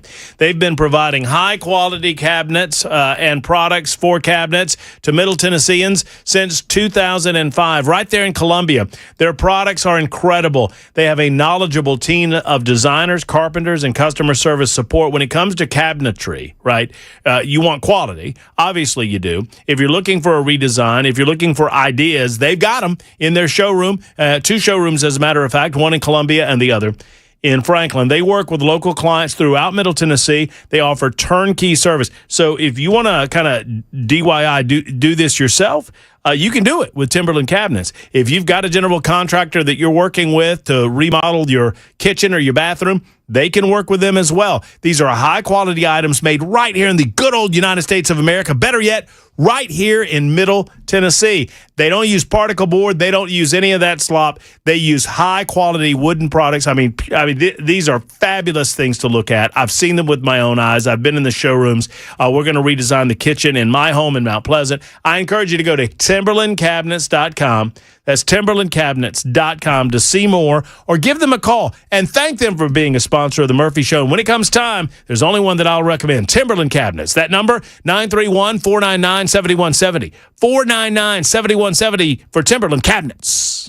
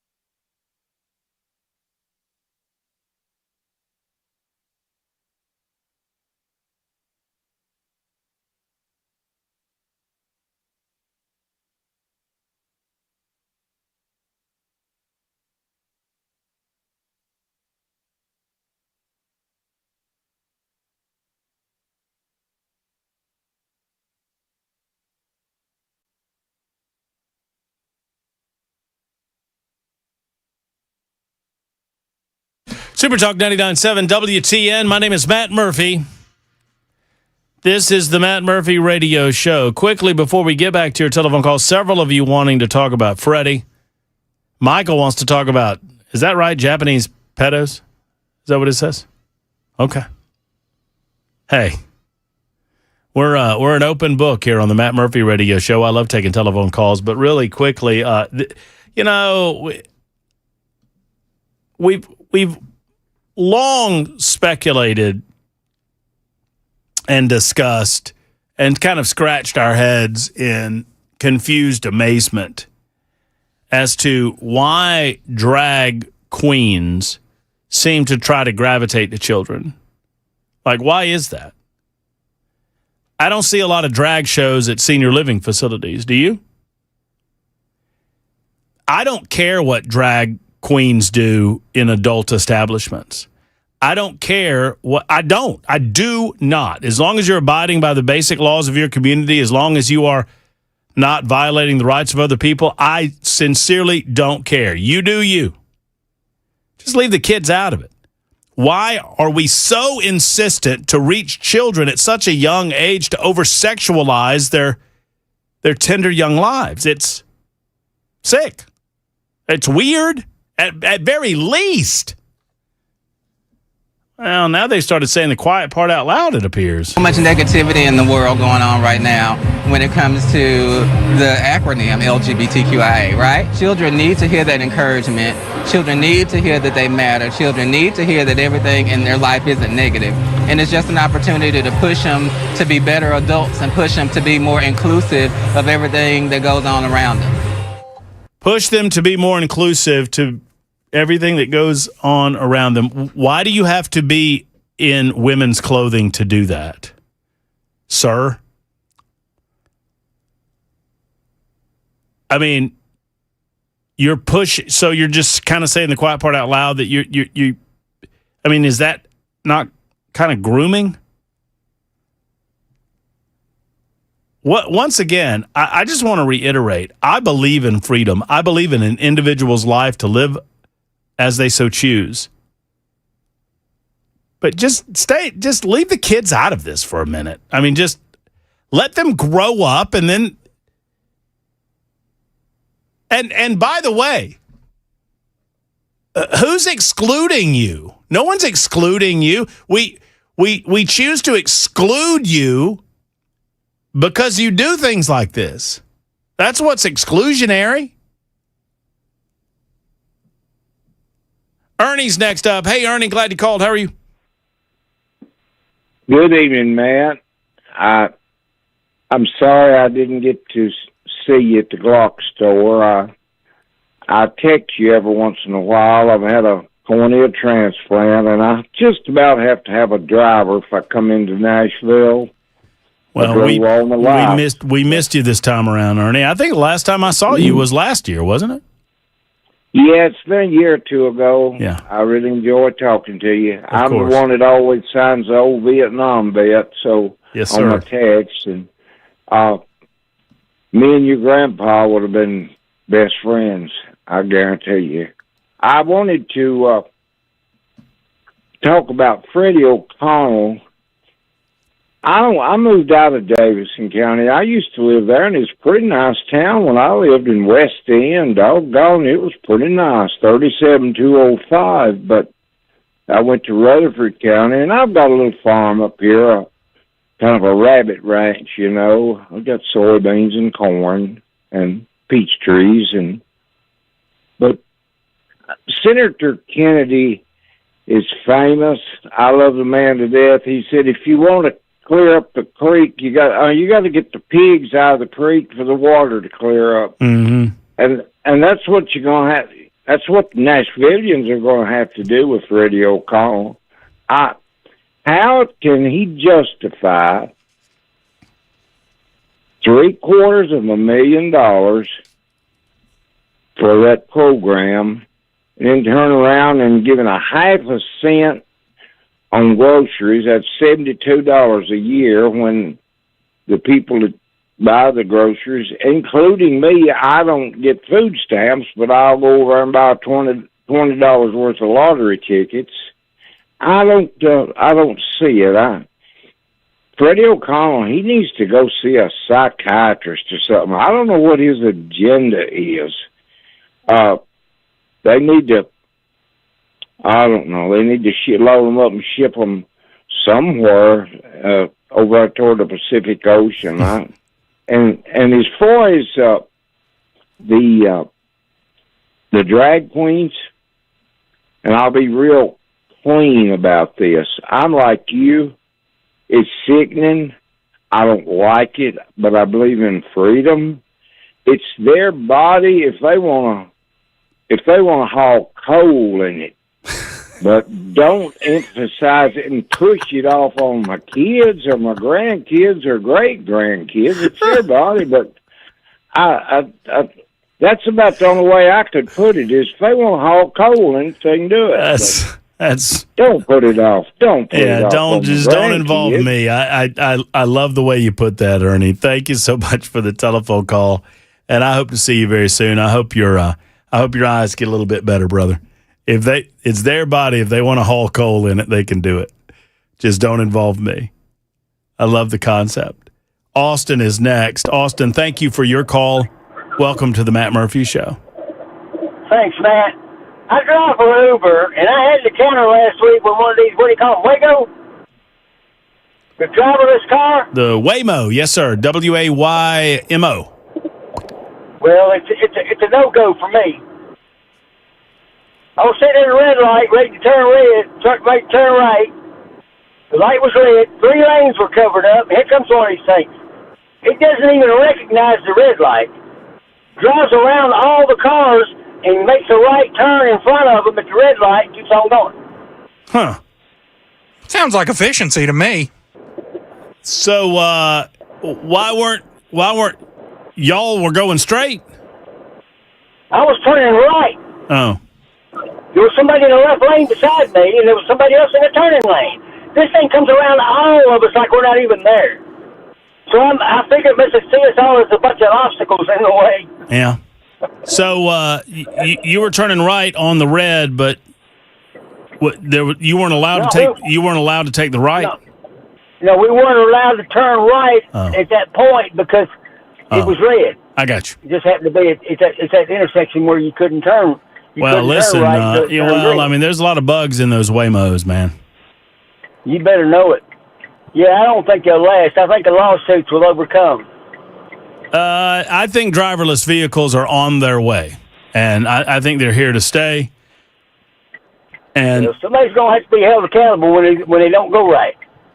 And somebody's going to go out of business, going bankrupt because of it. Well, I mean, you said you drive Uber? Yeah. Well, who's held accountable when the Uber driver crashes? Uber driver. I mean, it's not Uber, is it? No, the Uber driver. Oh, well. But there ain't no driver there. That's what I'm saying. Somebody can be held accountable. That's a good point. You know what I mean? You gotta have somebody to hold accountable. And they ain't holding that driverless car accountable. I don't know. Austin, I appreciate it. Obviously there are some bugs. Apparently in Atlanta, there were several Waymos that got very confused over some of the flooding that happened after some torrential storms that went through that area a few weeks ago, which led to them suspending some of the driverless vehicles because of that. Clearly, there are some obstacles before we get to nothing is going to be 100% perfect. And, I mean, frankly, friends, if we were to evaluate the average driver in the city of Nashville, the average driver in Middle Tennessee, in the same way that I hear a lot of people evaluating Waymo, then every damn one of us would be off the streets. I mean, I'm not trying to be overly defensive. I don't own stock in the company. We've ridden in it once. I would do it again. I did not feel. Did you ever feel unsafe, Jackson? I never felt unsafe. No. Would you do it again? Yeah. I would too. I know that some of the flooding and roadways are confusing them. I know that there was that video of the cul-de-sac. I guess Waymo got confused by cul-de-sacs and maybe multiple vehicles were called to the same area for some reason. I understand that at the beginning of anything like this, there are going to be kinks that have to be worked out. But I would suggest in less than 10 years, the majority of ride-share vehicles are going to be driverless. In metropolitan areas, at least. Not rural areas, obviously, but metro areas, that's just coming. The cat's kind of out of that bag. That doesn't mean that there won't be problems. Once again, I feel like if any driverless vehicle had an accident in Nashville, we would know about that, right? I feel that way. So I understand people are like, oh, they got stuck by a pedal tavern. I've been stuck behind a pedal tavern before and not sure what to do. Oh, they got stuck by a pedal. Okay, that's fine. There's a lot of pushback because of I don't know. What do you think it is? Fear? Not wanting. I don't know. I don't know what it is necessarily. I feel like the same thing happened, based on my reading of history, when the horseless carriage came about. They were loud, they were uncontrolled, and they had people operating them. They were going to cause, rampant death. What was your opinions on it back then? Oh, back in the... I was a little concerned. Ken, what about you? I was just doing the news, boys. Yeah. The ye old news. Ye old news. That's back in the day where if you owned you didn't own a shop, you owned a shoppy. That's right. I always love it when people put the E on it. Like, what are we doing? I'm making it fancy. Old-timey shoppy. 52 after the hour. Once again, I don't have an issue with the way I understand. So I would never do that. Well, I get it. You don't have to. Nobody's making you. But it is the wave of the future, my friends, and it is here. Whether you like it or not. Artificial intelligence is here, whether we like it or not, which brings us to the subject of data centers, which we will talk about next on Super Talk 99.7 WTN.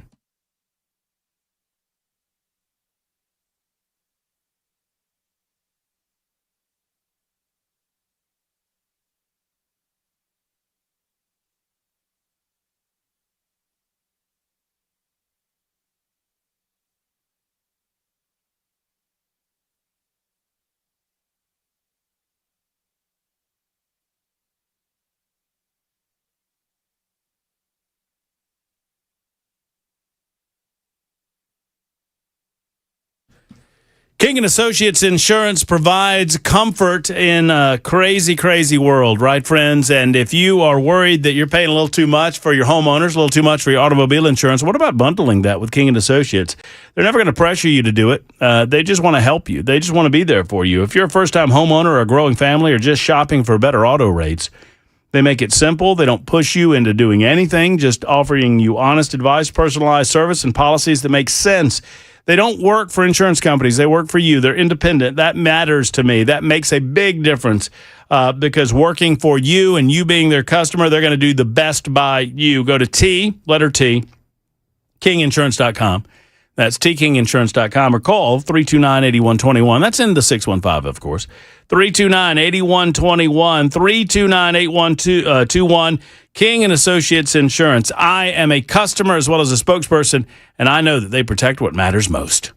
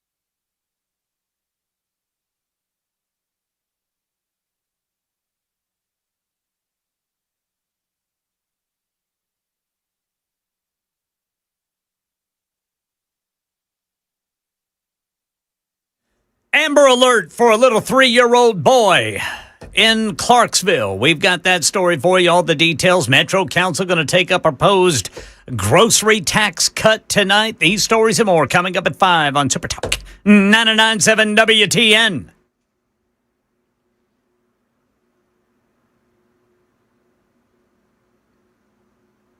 Super Talk 99.7 WTN, the Matt Murphy Show in progress. Just about a minute to go before we get to the newscast. I'm going to play a game of devil's advocate with you regarding data centers. Because I think we're all being a little bit hypocritical. I mean, data centers are where all of we all utilize laptop computers, right? We all have computers in our homes, most of us. Most of us have smartphones. All of that information goes to the cloud. Where do you think the cloud is?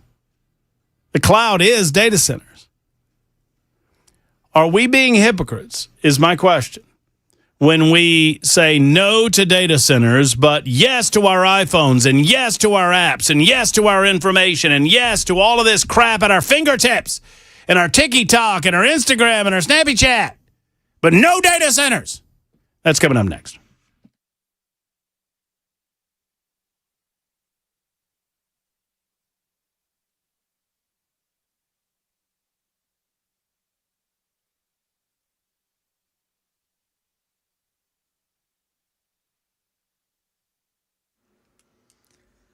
Five o'clock on the dot. I'm Ken Weaver with your top stories. Full forecast and traffic in 5 minutes. And right now we've got an Amber Alert here in Middle Tennessee. It's issued on behalf of the Clarksville PD. This is for 3-year-old Tyler Hall, little 3-year-old boy with blonde hair and blue eyes. Last seen in the Aurelia Lynn Drive area of Clarksville. He weighs about 40 pounds, got blonde hair and blue eyes. Last seen wearing a green dinosaur T-shirt, green shorts, and gray socks. Channel 4's Diana Rocco is on the scene where police, sheriff's deputies, and canine officers are searching. Looks like they're in this for the long haul, too. The circumstances surrounding his disappearance are still unclear right now, but as soon as the call came in, officers began an extensive search of the neighborhood and the wooded areas. They've also been reviewing surveillance cameras. In fact, a few moments ago, in addition to the canines that are in the neighborhood searching right now, officers just put up a drone. They are asking anyone who thinks they may have seen Tyler to immediately call 911.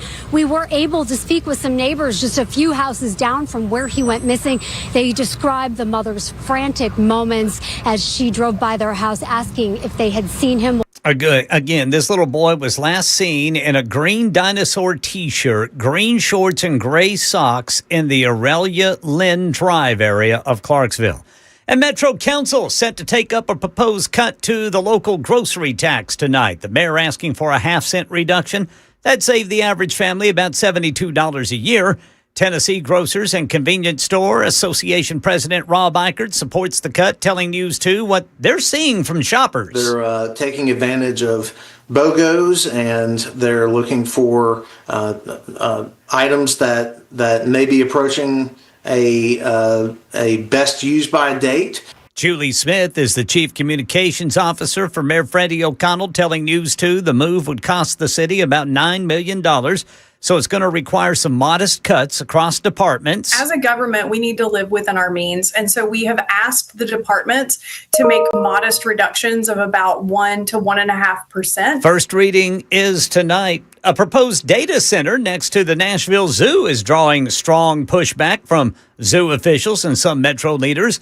Plans filed by Georgia-based DC Block show a nearly 70,000 square foot facility on Grassmere Park, right beside the zoo's parking lot. Other cities across Middle Tennessee moving to slow the rapid expansion of data centers, too. That is Cedar Hill, Springfield, among a few. And a new housing project aimed at addressing homelessness is under consideration in Williamson County. The Stable House would sit on city-owned land off Old Carters Creek Pike and could accommodate dozens of residents. Leaders say the need is real, citing rising numbers of seniors and families struggling to afford housing there in Williamson County. Some officials, however, want to ensure it serves local residents and doesn't draw people from outside the county. That's the latest news. Traffic and weather next. I'm Ken Weaver, WTN News.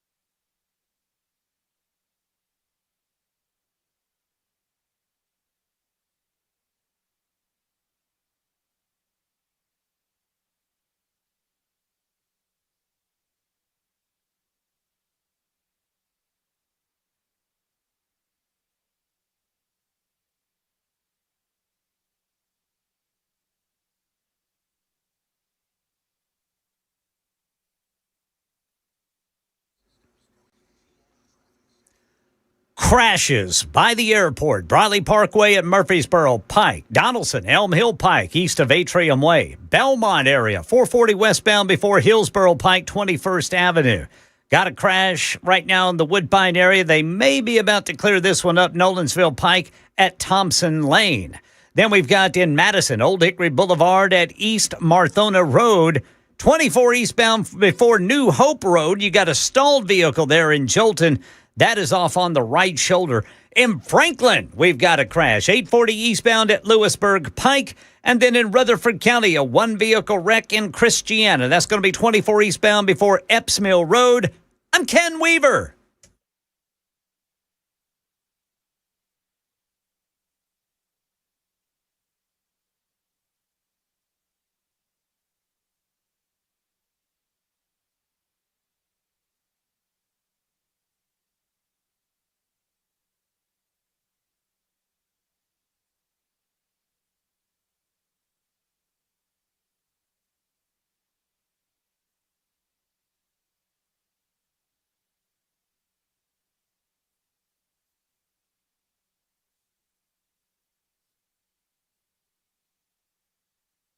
Super Talk 99.7 WTN, the Matt Murphy Show in progress. Pleased you've joined us 7 minutes after the hour of 5 o'clock. We're about halfway home. We've got plenty more to do. These LA elections are tonight, right? I think that's right. The big elections out there. I've not covered it. I've not covered it like some, but I'm excited. You know what? I'm such a pessimist when it comes to these things. I think Pratt's going to get his ass whipped, but that's just me. I think it is. I'm hopeful. And I don't want to dissuade anybody from doing what they need to do. Obviously, LA is a crap hole, and LA needs repair. And it's horrific what Karen Bass has done to that city. It's a continuation of what liberal policies have done to that city for a long, long time. Liberals kill everything, and it's awful. You should allow someone to get in there with new ideas, and hopefully the people of Los Angeles will surprise me. I hope so, but I've become a pessimist when it comes to that sort of thing. I'm very pessimistic about what Maine's going to do. I mean, sadly, as awful a candidate as Graham Plattner has been, as it seems an awful human being as Graham Plattner is, the Democrats, for the most part, are standing by this guy. Good Lord. What more? If I don't know that I could create a worse political candidate. Can you just imagine for a moment that Graham Plattner was a Republican? Just sit just for a moment. Just 5 seconds. I mean, is it not hilarious? How long would this guy last? 0.0000001 seconds. Nazi tattoo, you're out. And I'm just fascinated with how the mainstream media can pretend that they're not complete hypocrites when it comes to this. But hypocrisy is something that I want to talk to all of you about. There's a great concern with data centers. What are data centers? What are they? They're just information storage and processing. Right? That's what they are. They take up a tremendous amount of grid-based resources, electricity. They use a lot of water because of the heat generated by the data centers themselves. They are touted as the future. They don't have to be. And we seem to have been talking about them for the last 12 months, far more than we ever have in our past. There was a time when we talked about the cloud, right? And what is the cloud? The cloud is like, it's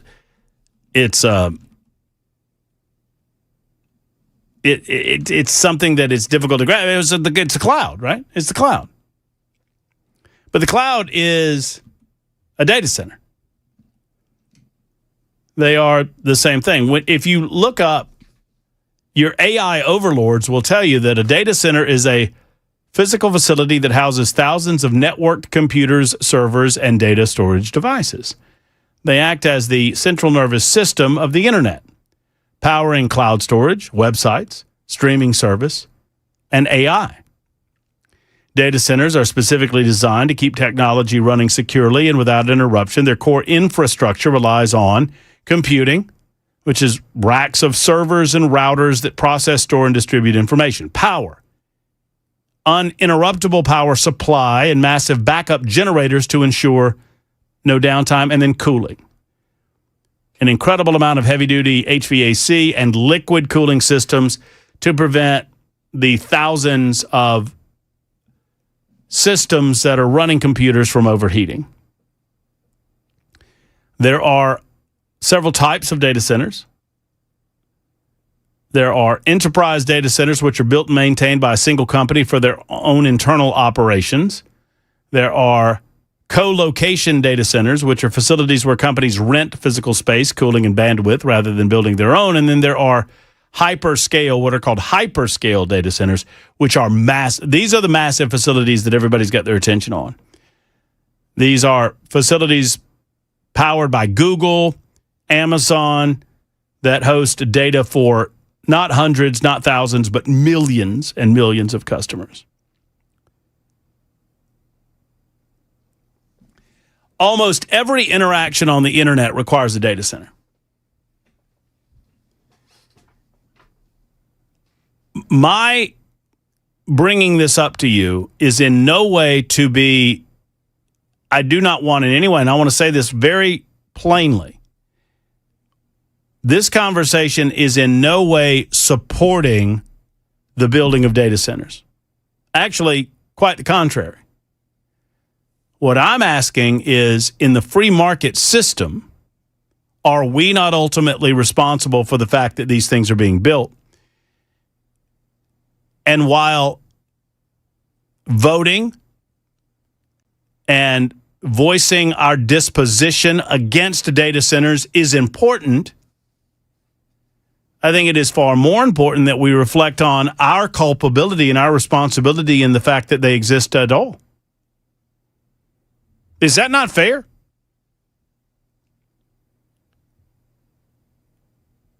I have 2 computer monitors. I have a telephone. I have a laptop computer in this room. We have 2 other, I don't know what these computers are doing down here. I have no idea. And then there's another one over here. All of these computers require data centers. All of these systems require data storage, or at least they require an ability to access data centers through the internet. All I'm asking you to do is to consider the amount of usage that you have going on in your life that requires the build. And I wonder what we are willing to do and what we're willing to give up. I mean, forget global technologies. Forget for a moment the idea that we're in somewhat of an artificial intelligence arms race with other countries, primarily China.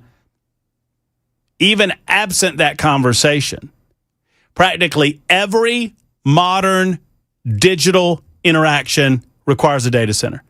From a bank transaction to watching a movie tonight on your television, almost everything you do in your home involving technology involves a data center.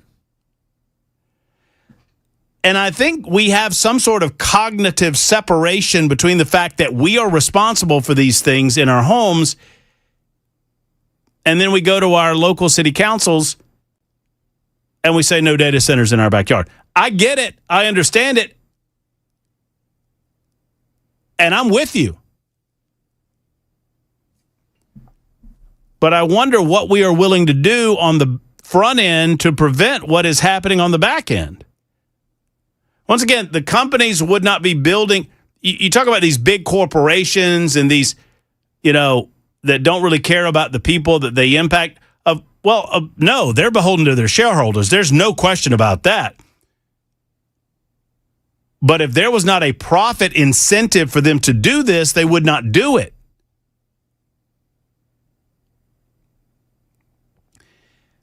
And I understand that I'm going to get a lot of hell about this. I understand I'm going to get a lot of pushback against this. What I'm saying is, are we not to look at ourselves in the mirror and suggest that it is the manner in which we've decided to lead our own lives which has led us to this point? Is that not fair? How many of you don't have a smartphone? How many of you don't have a computer in your home? If you have a television in your home, that television is likely a smart TV, which is coordinated and linked with the internet, which means that there is a data center processing everything that happens with that television. I just recently bought a stove. You know the first thing my stove wanted to do? What? Porridge? Yeah, because you're old. Old people eat porridge. I've never eaten porridge in my life, buddy. Is porridge oatmeal? Maybe I have. Is porridge and oatmeal, are they the same thing? I don't know. It's your generation. It's my generation. Have you had oatmeal? I've had oatmeal. Brown maple oatmeal. It's very good. Maple brown sugar oatmeal. Tip top. So it wanted to make porridge. I bring this up only to remind us that we have power collectively, but I think we kind of want things both ways here. We want instantaneous access to the internet, and we want to pretend like it's magic. We want to pretend like unicorn farts power the internet. Unicorn farts do not power the internet. Data centers power the internet. But nobody wants a data center around them. Nobody wants a data center in Tennessee.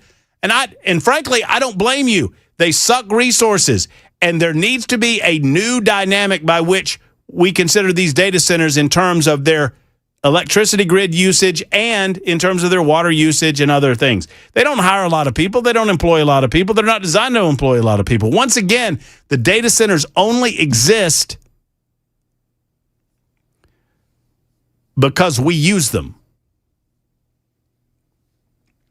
Cream of wheat is porridge, I'm told. Yes, Jackson. What exactly do unicorn farts power? Well, they power unicorns. Oh, that's where they get their magic? Yes. That's how they fly. But then what came first, the unicorn or the unicorn fart? I'd say isn't that the? I mean, who hasn't laid awake at night and wondered which came first? So, if you consider your bank interaction, when's the last time you actually walked into a bank? I can't remember the last time I walked into a bank. Me either, man. I mean, right? Well, every bank interaction that you engage in on your computer, Ken, you're powering a data center somewhere. We're engaging in this activity. I guess my entire point is to suggest that I'm with you. I'm with you in the effort to prevent new data centers from coming to Nashville or to Knoxville or to Chad or to Memphis or anywhere in between. But we're going to have to go back to the old ways that young Jackson Williams has never experienced. Jackson, you're going to have to learn how to fill out a deposit form inside of a banking facility. I've done that before. Oh, have you? Wow, that's very impressive, Jackson. When did you do that? A long time ago. It's been a minute. Yeah, I bet it has. I'm okay with going back to the old ways. I'm fine with it, too. And you wouldn't have to worry about data centers anymore. My stove wanted me to hook up to the internet. The first, I know. I mean, it was like, no, my stove, like, Yeah. it had a one of those little, what do they call them? The little QR codes. Yeah. On the front of the stove, and they said, click me. And I hit the QR code, and it was like, oh, all right. Tell us what your internet is. Tell her what your Wi-Fi is. And I'm like, why the hell does my stove need to know? And you know why it was, Ken? Why? Because I could start my stove from my phone. That's what it wanted it for. Interesting. Are you going to do that? No. What? Why would I need to start my stove from my phone? If you ever want to start like a house fire or something while you're on the go. For the busy arsonist, in your life. I really, really wanted to start a kitchen fire, but gosh, I'm stuck here at work. What to do? Well, maybe it could be used to turn the stove off if you think you left and forgot to turn it off. Well, I mean, I suppose, but I feel like, but you know what I'm doing when I do that, y'all? I'm powering a data center. Yes, sir. And I mean, all of that energy, I'm fine with going back to the old ways, too. I just feel like we're all being a little bit hypocritical, y'all. And I know I'm not supposed to call the baby ugly, but if you utilize modern technology, everything that you're doing is powering this movement. And we have to look at ourselves as the ultimate consumers in order to change some of this behavior. 615-737-9986. I'll get to Mike. I'll get to Adam. I'll get to Mark. Not necessarily in that order on this subject. It's 21 after the hour on Super Talk 99.7 WTN.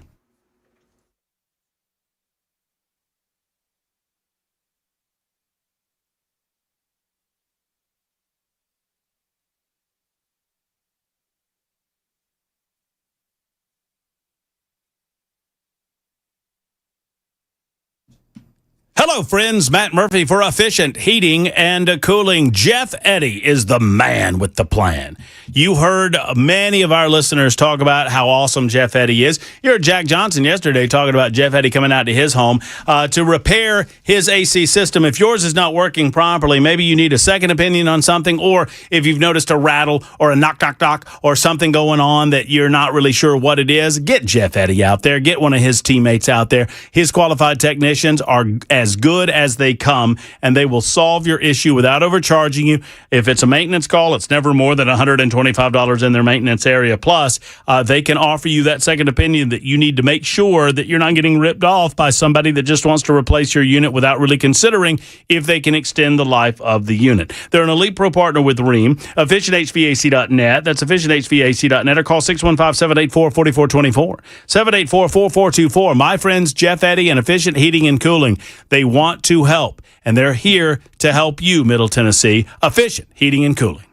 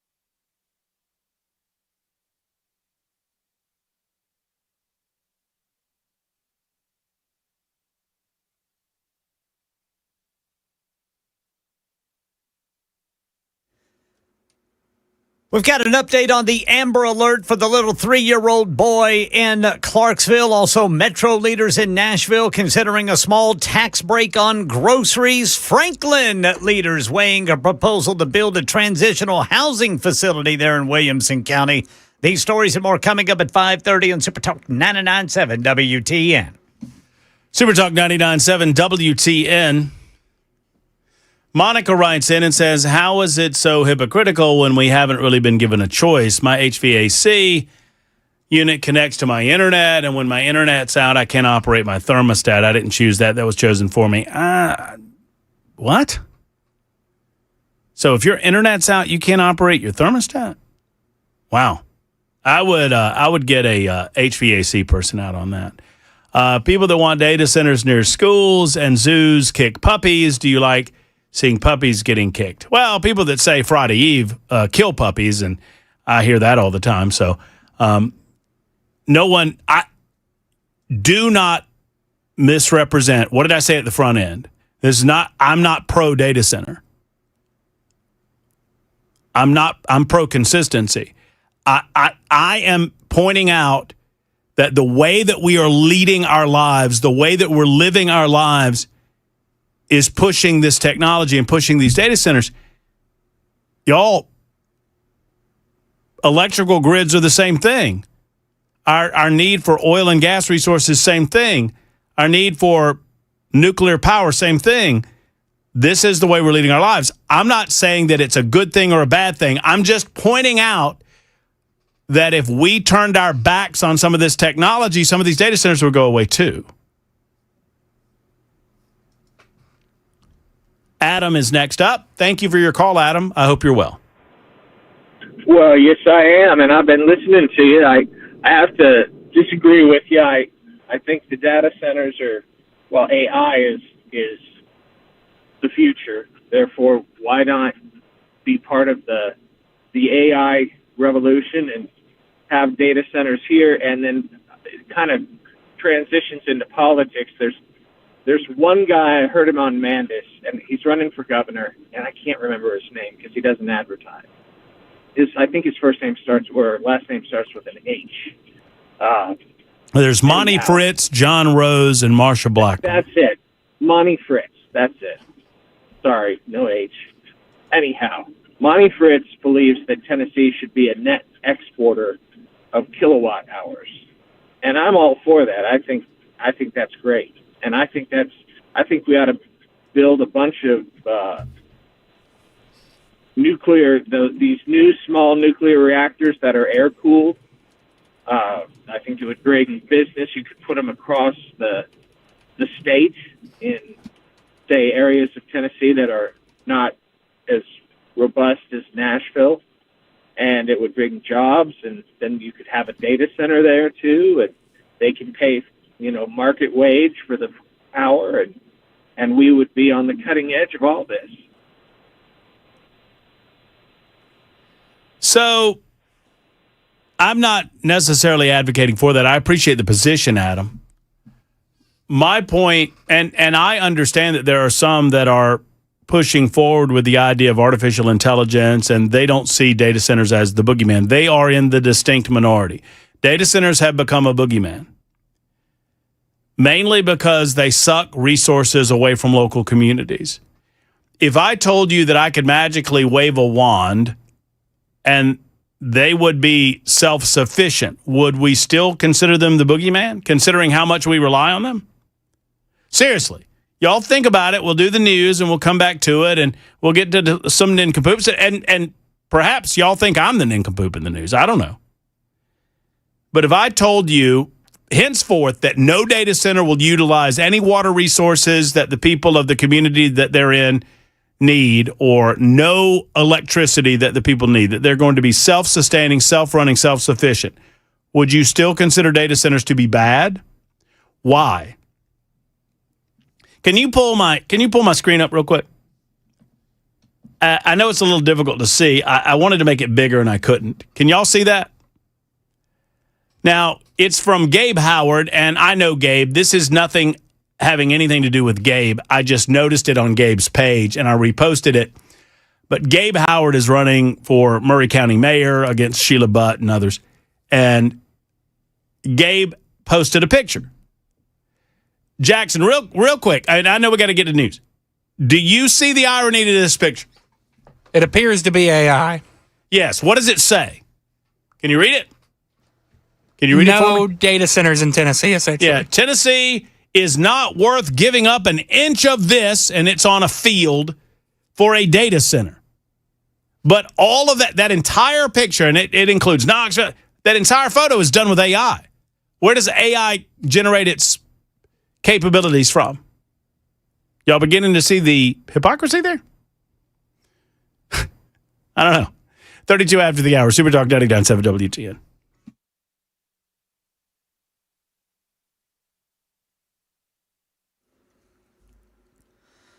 I'm Ken Weaver with your top stories. Got the full forecast and traffic in 5 minutes. Got that Amber Alert issued on behalf of the Clarksville Police Department for 3-year-old Tyler Hall.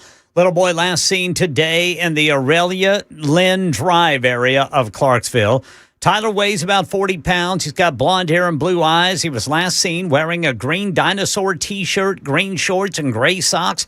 Channel 4's Diana Rocco is where law enforcement is focusing the search. It's all hands on deck here right now. We have just been told by Clarksville police that they are now focusing their search on a wooded area of the Woodlawn Estates neighborhood. They have multiple canine units up there. Here at the staging area, there are multiple local state agencies that are now assisting. If you have seen Tyler, call TBI at 1-800-TBI-FIND or Clarksville PD 931-648-0656. Right now in Nashville, Metro leaders considering a small tax break on groceries as part of the next budget. The first reading of the plan is tonight. It would lower the local grocery tax by half cent, putting some money back in families' pockets. Shoppers could save around $70 a year on average to make up the difference, which is $9 million per year. Metro departments are being asked to trim their budgets slightly. And in Williamson County, Franklin leaders weighing a proposal to build a transitional housing facility. The privately funded project would cost about $10 million, house up to 66 people on city land off Carters Creek Pike. Organizers say it would provide not just shelter, but support services to help people get back on their feet. The plan is still in early discussion with no formal approval yet. And help-wanted signs were posted in more businesses in April, according to the Bureau of Labor Statistics. Here's Jim Ryan. The job openings and labor turnover summary found 7.6 million openings in April, but in terms of people being hired, that number fell to just over 5 million. At the same time, the JOLTS report showed that about 1.7 million workers were laid off in April, about the same as the month before. That's the latest news, traffic, and weather next. I'm Ken Weaver, WTN News.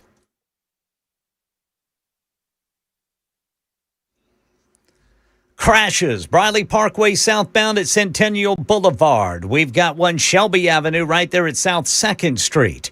Then by the airport, Briley Parkway at Murfreesboro Pike. Donaldson, Elm Hill Pike, east of Atrium Way. Belmont area, 440 westbound before Hillsboro Pike. Madison, Old Hickory Boulevard at East Marthona Road. Jolton, a stalled vehicle on the right shoulder, 24 eastbound before New Hope Road. And in Rutherford County, Christiana, one vehicle crash. That's going to be 24 eastbound before Epps Mill Road. I'm Ken Weaver.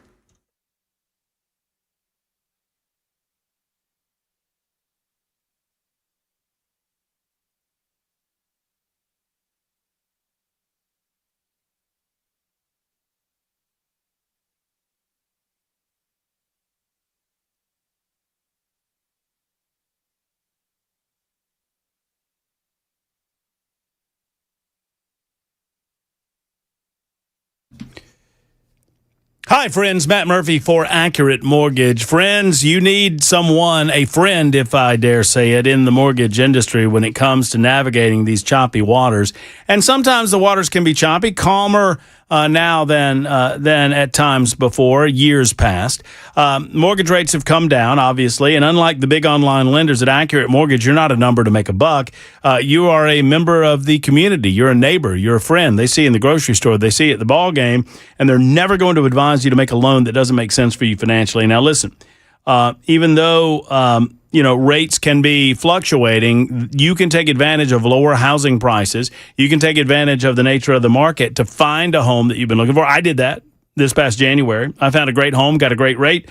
If you're looking to purchase, if you're looking to do a cash-out refi to renovate your current home or to pay off high-interest credit card debt, let the loan advisors at Accurate Mortgage help you find the right loan solution for you. Visit Accurate Mortgage today at AccurateMTG.com. That's AccurateMTG.com. Accurate Mortgage at MLS 129944. Rates and terms subject to change. Equal housing lender. Tell them Matt Murphy sent you to my good friends at Accurate Mortgage.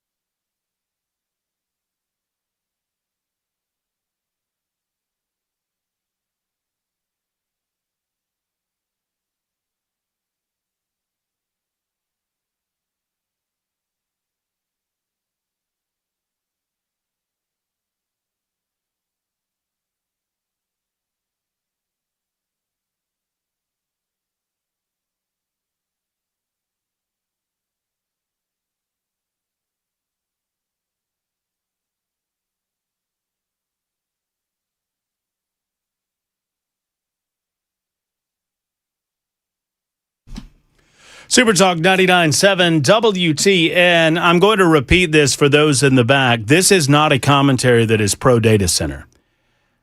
My purpose is not to convince you that data centers are good. Far from it.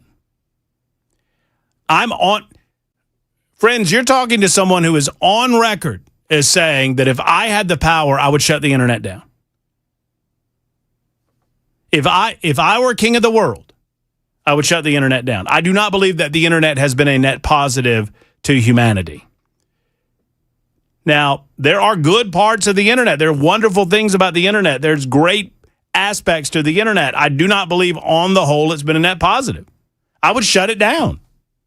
And I am dead serious when I say that. And if we shut down the internet, there would be zero need for these data centers. Okay?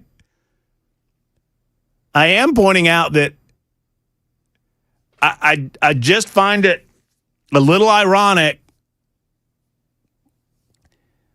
that we're very nervous about it. We're very nervy about what they're doing with this information. They're very nervy. We're nervy about why there is such a push for some of these massive hyperscale centers. And just look around us. Look around at the amount of processing that we find at our very fingertips just in the room that you're in. That's all. One quick one, and then we'll get to nincompoops. Barry is next on the subject of data centers. Hello, Barry. Hello? Hey, is this Barry? Terry with a T. Terry with a T. Yeah. Jackson Hill's 1 of 26. Happens. I'm a delivery driver, and I get to go out in a lot of different communities, not DoorDash and Uber, but another company. And I just think it's hilarious that all these people with their sprinklers running in the yard when we was in severe drought and told to conserve water, but they have a sign that says no data center. Miles and miles away from where the data center is going to be. none of these voices wanted to speak up when our community, when the roads are falling apart, tearing people's cars apart. But let there be a data center where it's going to make their bill go up, and all of a sudden everybody's ready to say something. Well, I can understand why people are pushing back, considering they fear that our electrical bills are going to go up. They fear our water bills are going to go up. But I also understand what you're pointing out, Barry. I mean, obviously, we've got to conserve in our own homes and in our own places of business as well if we're going to push back against some of those other business operations that are consuming. Sure. It seems like the many, many things that needed done in these communities, they're trying to build one in Lawrence County, down here closer to the Alabama state line where I'm from, and nobody wants to say anything till it affects them. Their stuff that's needed done was worth speaking up to get done for all this time, and nobody says nothing. Volunteer fire departments need support. Nobody's up in arms about that, trying to get help. Where's all this support for the other stuff that needs it? Well, and two, and I'll trampoline off that, and thank you for the call, Barry. Legit question. Okay, so data centers take up massive amounts of energy, massive amounts of power, massive amounts of water resources. Is that why they're the bad guy? Or is there something else going on? So if we all agree that data centers are bad and that we don't want a data center in our backyard, we don't want dumps in our backyard, we don't want, we don't want the trash dump in our backyard, we don't want the data center in our backyard, we don't want the prison in our backyard. We all accept that we need them somewhere. I'm being completely straight with you. So if I took away their drain on the electrical grid and I took away their drain on water resources, is there another issue at play for y'all? 615-737-9986.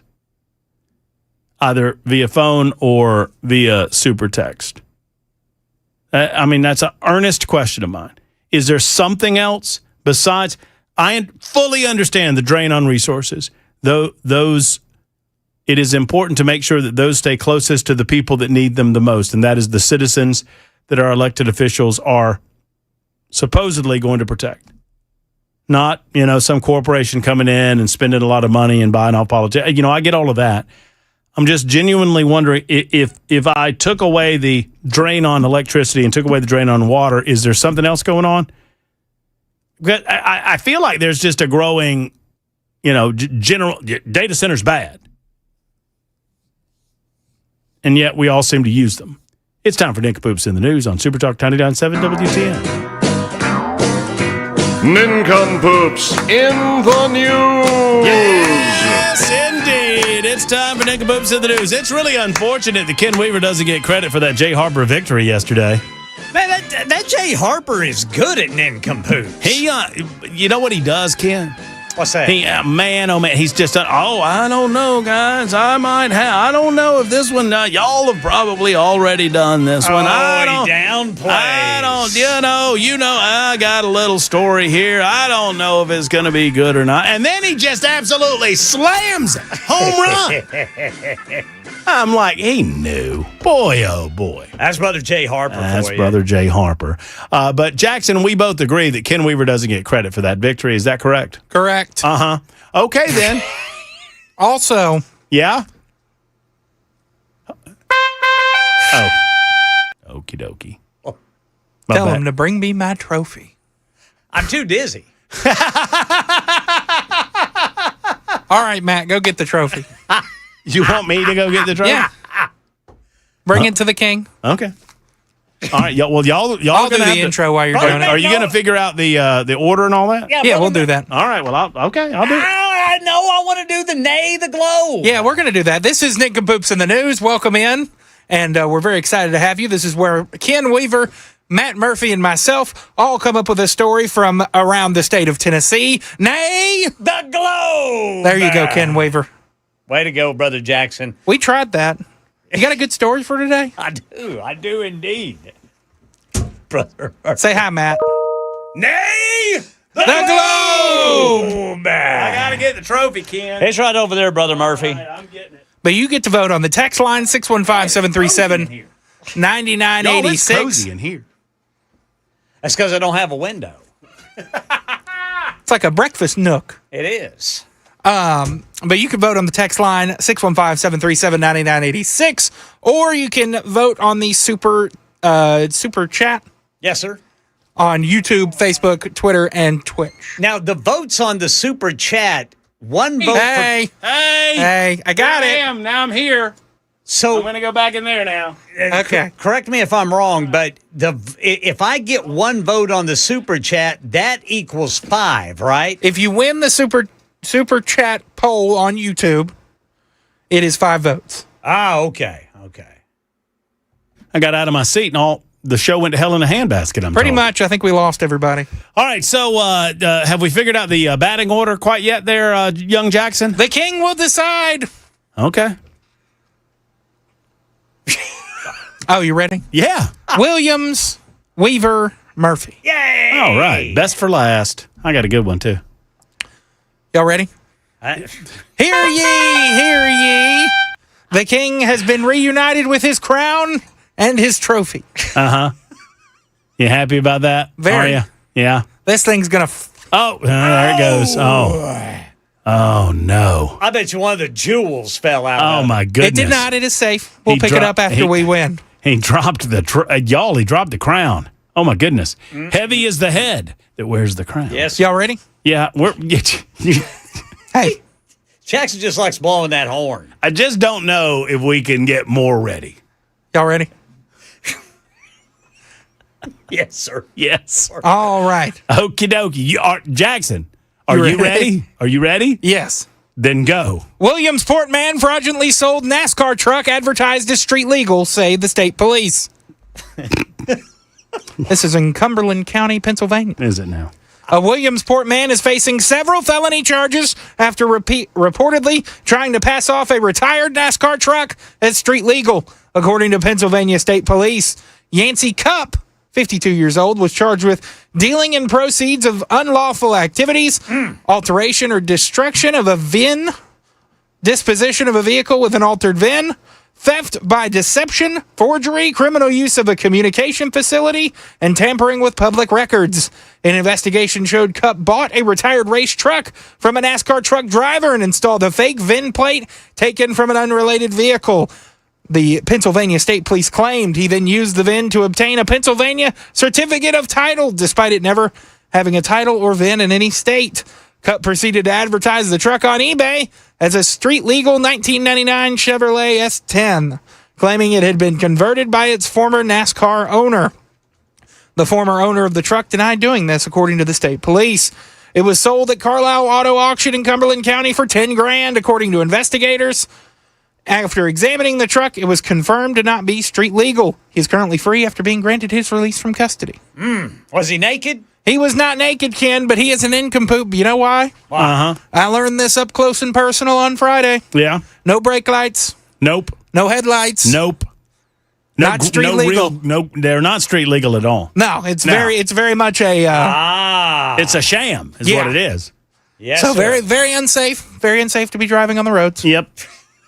I like that Jackson applied something that we did together last Friday for his nincompoop story. That's nice. That's the way to go, Brother Jackson. All right, Ken, you go. I got to pick up my crown. 2 suspects arrested following bizarre burglary attempt in Canoga Park, Los Angeles.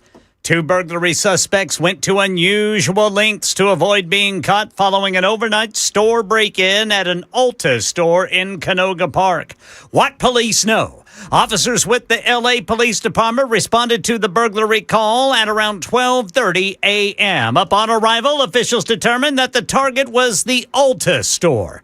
2 suspects allegedly broke a side window of the business but were unable to breach a secondary wooden barrier, preventing them from gaining entry. Following the attempted break-in, the suspects made a mad dash across a Canoga Park street. Investigators say the female suspect went to unusual lengths to hide her identity. Video from the scene showed she was wearing full face paint and makeup, including a mustache. In addition to the disguise, officials said she went to great lengths to avoid getting caught, including performing stunts. Such as barrel rolls during the getaway attempt. Wow. What, is that like in an airplane? You do a loop-de-loop? Either that or you just kind of, you kind of duck and roll. Oh, okay. Okay. I got it. Little barrel roll. Yeah, a barrel roll. Okay, like with her body. Yeah, with her body. Oh, right. Yeah, the two suspects, believed to be a couple, were eventually located and arrested by police. They have not released the couple's names as of the printing of this story. Yikes. Well, those are some nincompoops, that's for sure. They are indeed. I got a group of nincompoops from on the shaky side, on the left coast. Ooh. Oregon, specifically Portland, Oregon. Oh, that's a good place for it. A petition, Ken? Yes, sir. I have a question before I begin this story. Okay. You like fishing? I love fishing. Don't you like fishing? I do. Uh-huh. Did you ever go fishing in Idaho? Yes. Yeah, you did that? Oh, yes. You ever go hunting? You ever been hunting? I've never been a hunter. Yeah. Nothing else to do. Except for woodpeckers. Well, there you go. A petition to ban hunting and fishing in Oregon is likely to end up on the November ballot. Really? The People for the Elimination of Animal Cruelty Exemptions Act, or the PEACE Act, currently has more than 125,000 signatures in support of the measure, which exceeds the 117,173 required to be added to the ballot. If passed, the law would criminalize injuring or killing animals, including killing for food, hunting, and fishing. This includes slaughtering livestock and poultry, wildlife management practice, scientific or animal research, or breeding practices for livestock, domestic, and equine animals. While the signatures have not yet to be verified by the Secretary of State's office, supporters of the measure tell KOIN television they plan to continue submitting additional signatures until the July 2nd deadline. After that date, the Secretary of State will work to validate the signatures and determine whether the measure will head to the ballot. We felt moved to file this petition after recognizing that animals we currently injure, kill, or forcibly impregnate have the same needs, such as affection, play, and understanding, that our companion animals have. That, according to David Mickelson, one of the chief petitioners and chief nincompoop. Although our campaign understands that we're currently killing animals to meet important needs of our own, such as sustenance, stability, and belonging, our campaign also believes it is possible to use different sets of strategies, ones that don't involve killing, that can meet our needs while also simultaneously meeting the needs of the animals. Hunting and fishing could be on the ballot. By the way, hunting, fishing, and wildlife watching activities account for $1.2 billion in spending in Oregon and over 11,000 jobs, and that was in 2019, so that's no doubt gone up in the meantime. But that is set to be on the ballot, and the people that are putting it there are a bunch of damn nincompoops. That's how we play nincompoops. What's scary is that thing could pass. It could pass. Because basically the majority of the population in Oregon is in Portland. Yeah. And Eugene. Yeah. Wow. And the petition has drawn national attention, including coverage in Field and Stream magazine. Oh, my. And on the Matt Murphy Radio Show on Super Talk 99.7 WTN. That's how we play nincompoops. You can vote for Weaver. You can vote for Murphy. You can vote for Jackson, I suppose, although I wouldn't advise it. We'll be back in a moment. We'll continue to discussing the data center and why they are as evil as we believe them to be. Plus, Jill Biden is on the trail promoting her book. We'll talk about that coming up as well on Super Talk 99.7 WTN.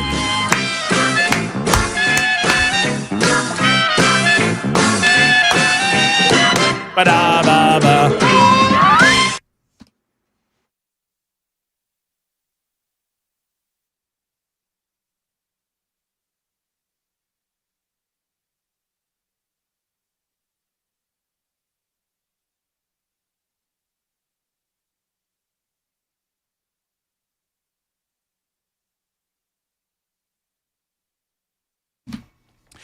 Genesis Diamonds is taking financing rates all the way down to zero right now. Only at Genesis, pay nothing down and get 0 interest for 5 years on any purchase. They do this very, very few times throughout the course of the year, and it's a very special opportunity for you to get a handcrafted Tacori ring with a GIA certified diamond, only $100 a month, or wedding bands, colored bands, fashion necklaces, just $40 a month. Pick any item, pay 0 down, and spread your payments over 5 years, even the sales tax. You heard me right. How about an amazing $3,000 pair of diamond stud earrings for $50 a month? Luxury pre-owned Rolex watches are also included. While interest rates are still high everywhere else, Genesis is offering a real interest rate relief. You need to take advantage of this. Interest rates at, 0.0 on approved credit. See store for details. Don't miss this amazing offer. All natural and lab-grown diamonds included now through June 30th. You got to get in and see this deal. It's just the smartest way to buy. Green Hills and Cool Springs. When you walk through the beautiful showrooms at Genesis Diamonds, be sure to tell them that Matt Murphy sent you to the one and only Genesis.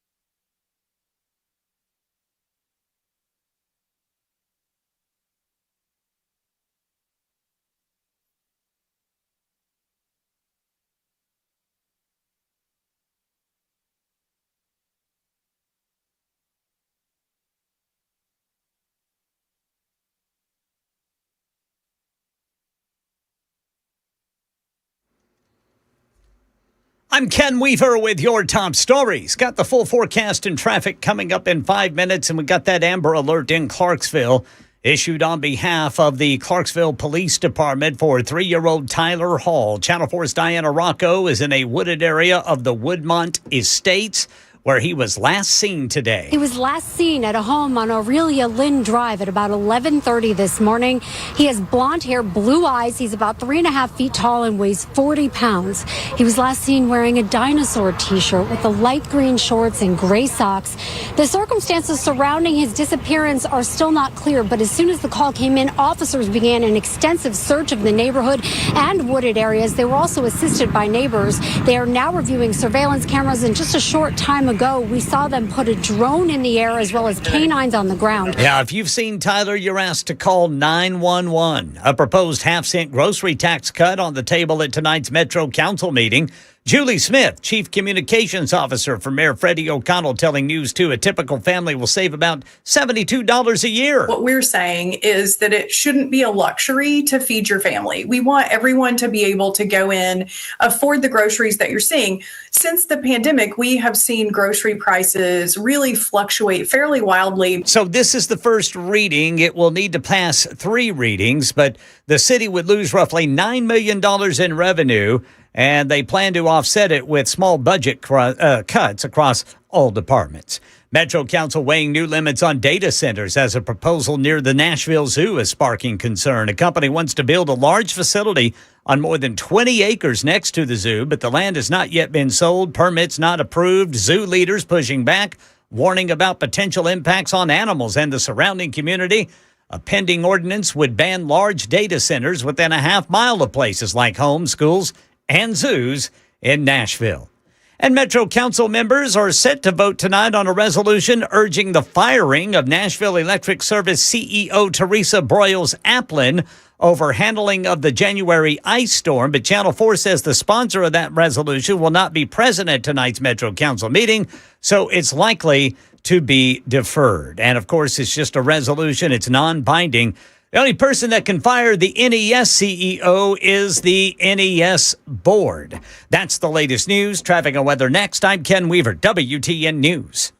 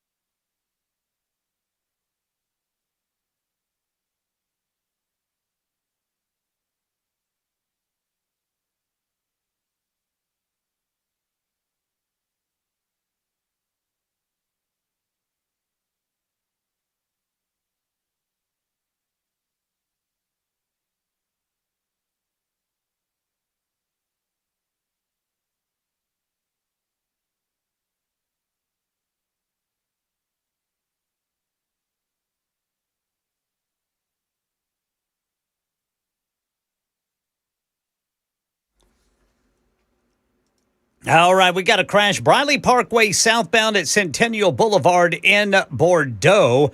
Over here in Brentwood, crash Edmondson Pike at Old Hickory Boulevard. Then in Pegram, McCrory Lane at Newsom Station. I'm Ken Weaver.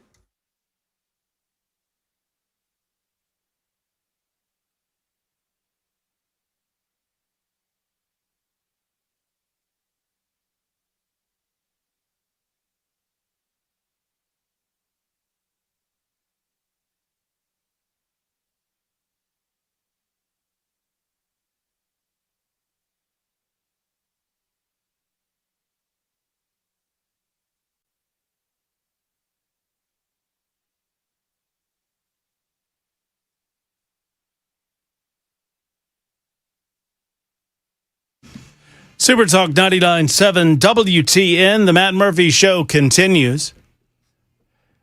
I'm pleased to note that a vast majority of the listening audience understands the point that I'm attempting to make. Some still have difficulty grasping the understanding. It's 7 minutes after 6 o'clock. We'll take your telephone calls on data centers and other matters coming up in just a moment on Super Talk 99.7 WTN. You're welcome to give us a call, 615-737-9986, 737-9986. If you'd like to be a part of the show, you can call us or you can hit us up on the Super Text line. A lot of you are voting on the Super Text line. I would like to say that I'm getting my fair share of votes with the Oregon story, which I like. I see some votes for Ken Weaver. I don't see a vote for there's one for Jackson. There's another for old Jackie. Oh, look, Jackson, you're getting a few votes there. Not a lot, but a few. Actually, I'm getting.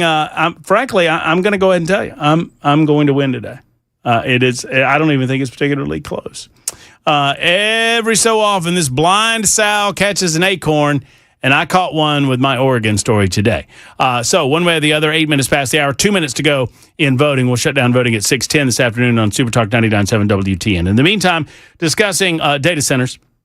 And whether or not we talked with Senate Majority Leader Jack Johnson, who's expected to be lieutenant governor in the next General Assembly, what, if anything, the state is planning on doing about data centers. And he said that they're studying it. They're looking at it. A lot of local communities are shutting them down, saying they don't want them here. Nashville's considering doing said same.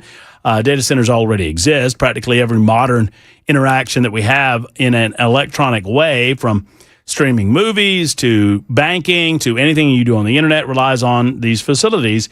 And instead of managing thousands of computers in-house, organizations utilize centralized secure locations for better speed, better efficiency, and attempting to scale up.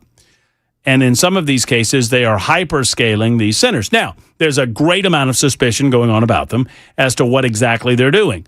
AI cannot be the only thing that they're doing that would demand the necessity for so many of these things. I suggest that we are, at least in part, responsible for the expansion of these data centers in the sense that we're using the technology that needs them.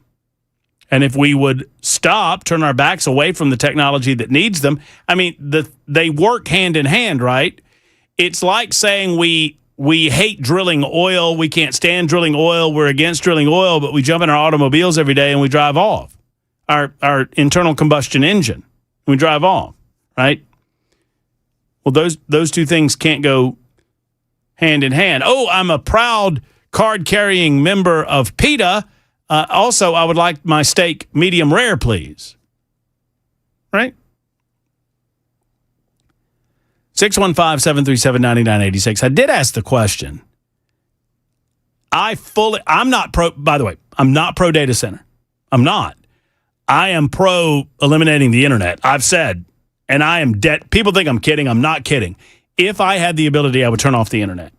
The internet has not been a societal good for humanity. It hasn't been. Sure as hell, social media. I mean, if I could turn off all of that, Facebook, Instagram, Snapchat, the Twitter, the Twitch, all of it, I'd turn all of it off. I would. And if that makes me an antiquated dinosaur, so be it. So be it.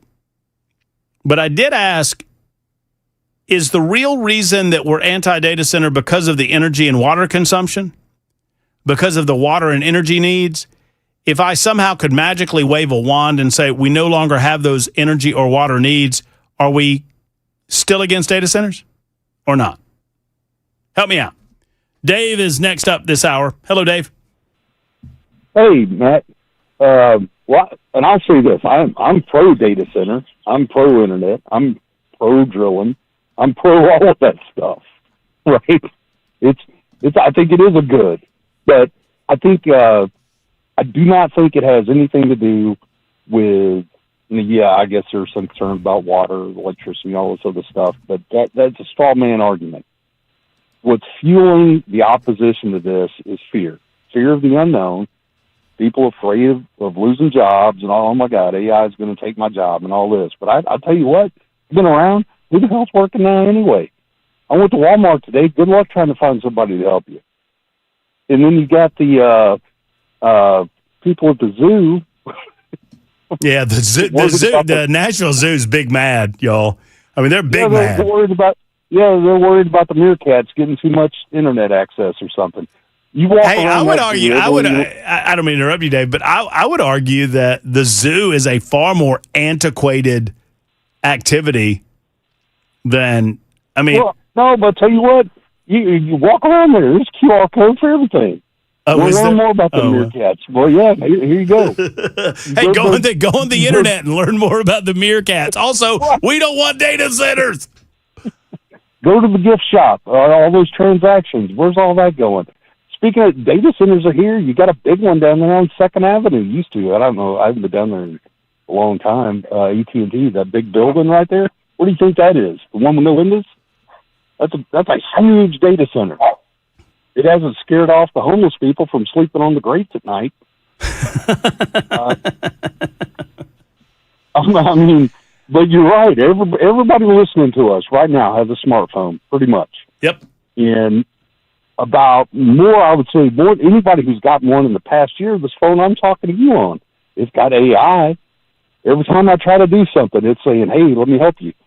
Whether I want it or not, it's kind of annoying. But I think it's a straw man argument. If they came out tomorrow, people are just afraid of it. And you can't stop it. The genie's out of the bottle. My advice to young people today is learn how to be a plumber. Oh, there's no doubt. Plumbing is never going to go out of fashion, right? And I get it. Sorry, my dogs just lost their minds here.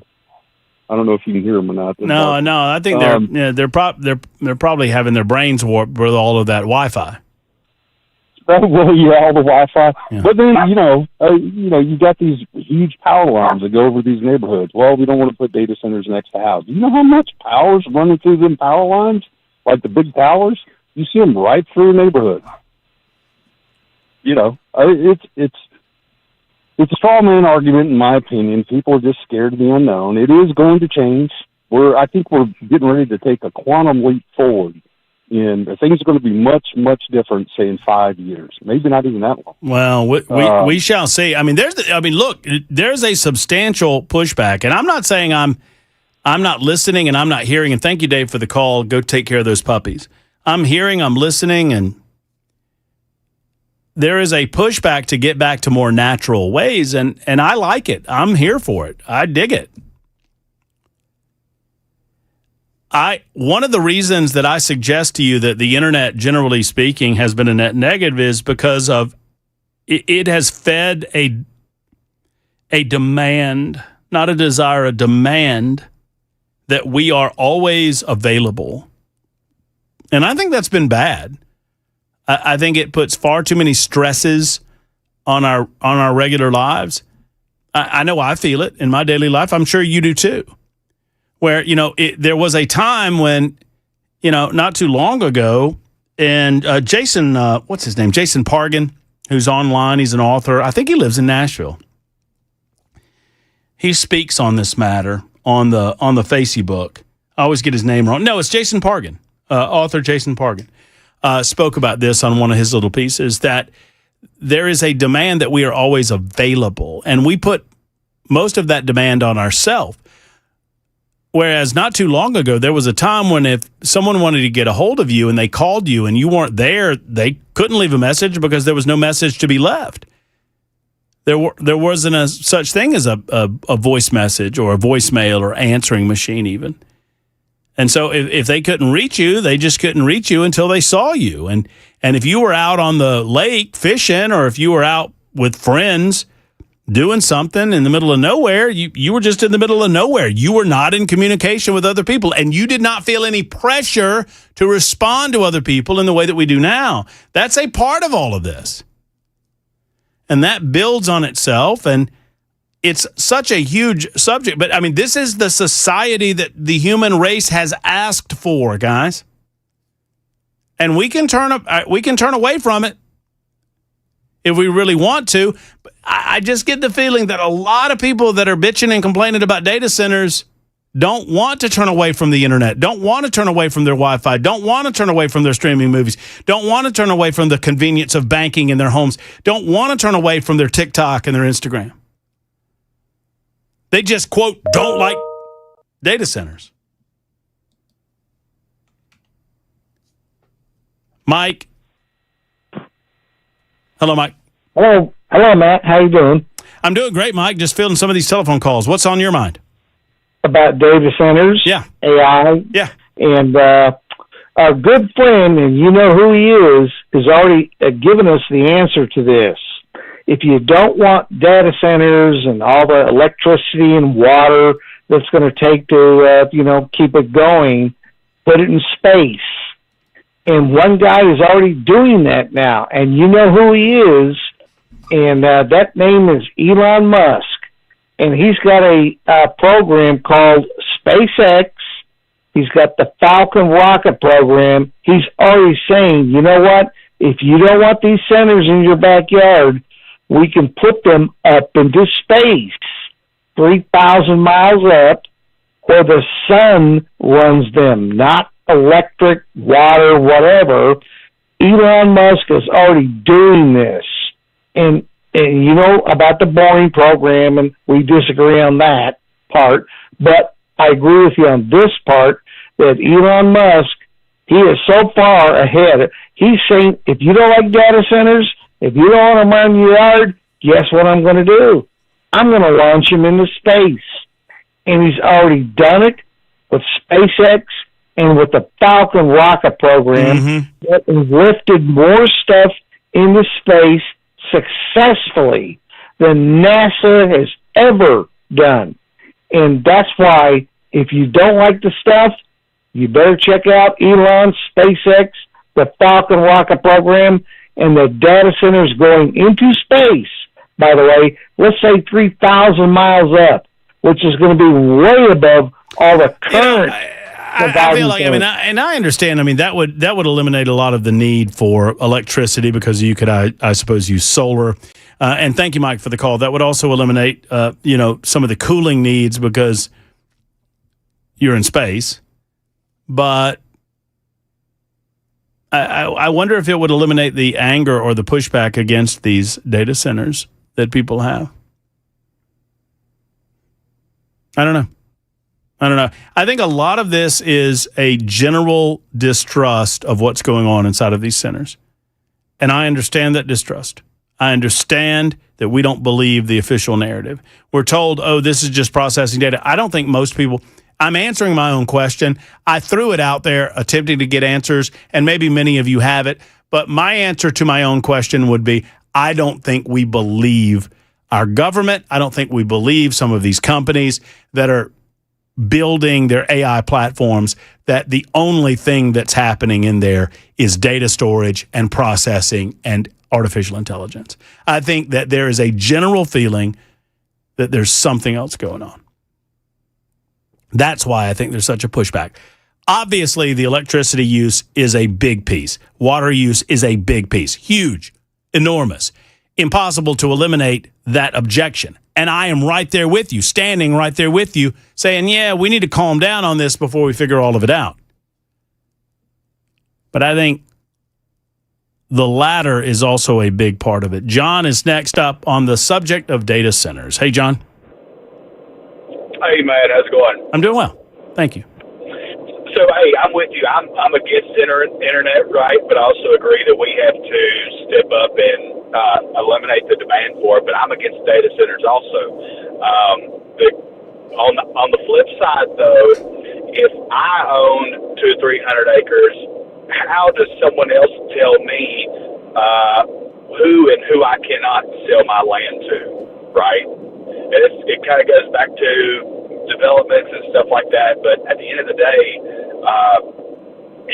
and again, I can't buy it, and I'm not for it. But if I don't like whoever was selling their land to put a data center on there, I've got the right to go buy it. Well, and I had someone earlier today tell me that I was being anti-libertarian. I'm like, this is the most pro-libertarian stance that I could have, that it is not the government's role to tell me that I can't sell land to John. outside of basic zoning. I mean, I think as a society we agree with basic zoning rules, right? That we're going to zone residential so you can't put a pig farm right next to my house and destroy my property values. Okay, I mean that's fair. But if zoning is not an issue, then government's going to tell certain. I mean, we're going to start picking winners and losers based on energy consumption. Right. Yeah, it's really hairy. Yeah, I mean, it starts getting tricky when governments are that intimately involved in giving thumbs up or thumbs down in terms of basic property rights. Yep, I agree. Yeah. Well, John, great call. I think you know what I was just guilty of, Jackson? You know what that was? Premature caller ejection. A PCE. I apologize. 22 after the hour on Super Talk 99.7 WTN.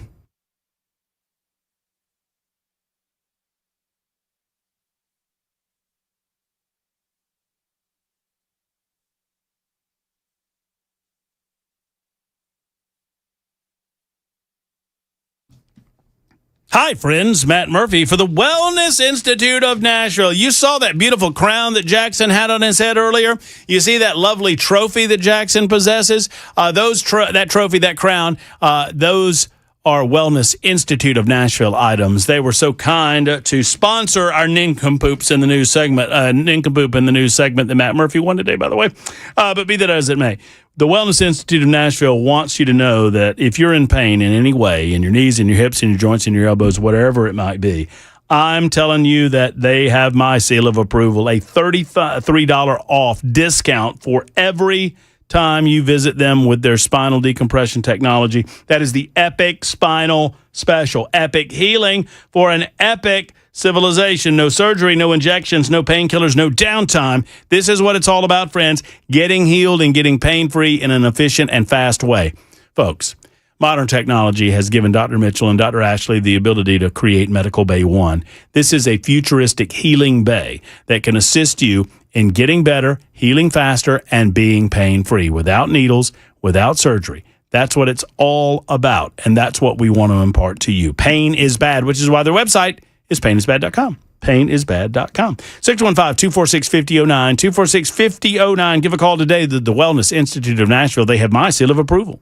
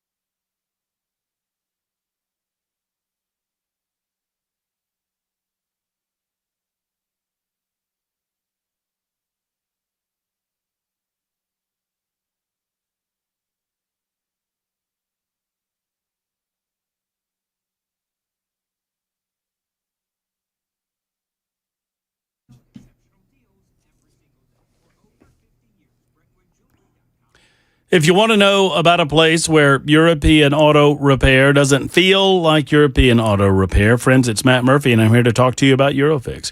Eurofix is not typical. The waiting rooms are clean and comfortable. You can eat in there, right? I mean, you don't have to worry about getting your clothes stained. Service areas are spotless and inviting because Eurofix cares about everything from how you're treated to how your automobile is treated, which is why they give you a free 15-minute no-wrench inspection to let you know exactly what's going on. Every repair comes with a rock-solid 3-year, 36,000-mile nationwide warranty on all repairs that they perform and at below dealer pricing. You don't have to put up with dealer prices or get ghosted when you're waiting on a callback. Eurofix fixes everything European and they offer you a rental car available at every appointment. Locations in Nashville, Franklin, Belmead, Murfreesboro, and Mount Juliet. Friends, this is Matt Murphy saying you can't go wrong with Eurofix. If you have a European automobile, if you're not going to Eurofix, might I suggest you're doing it wrong. 844-EUROFIX, 844-EUROFIX, or online at myeurofix.com. That's myeurofix.com.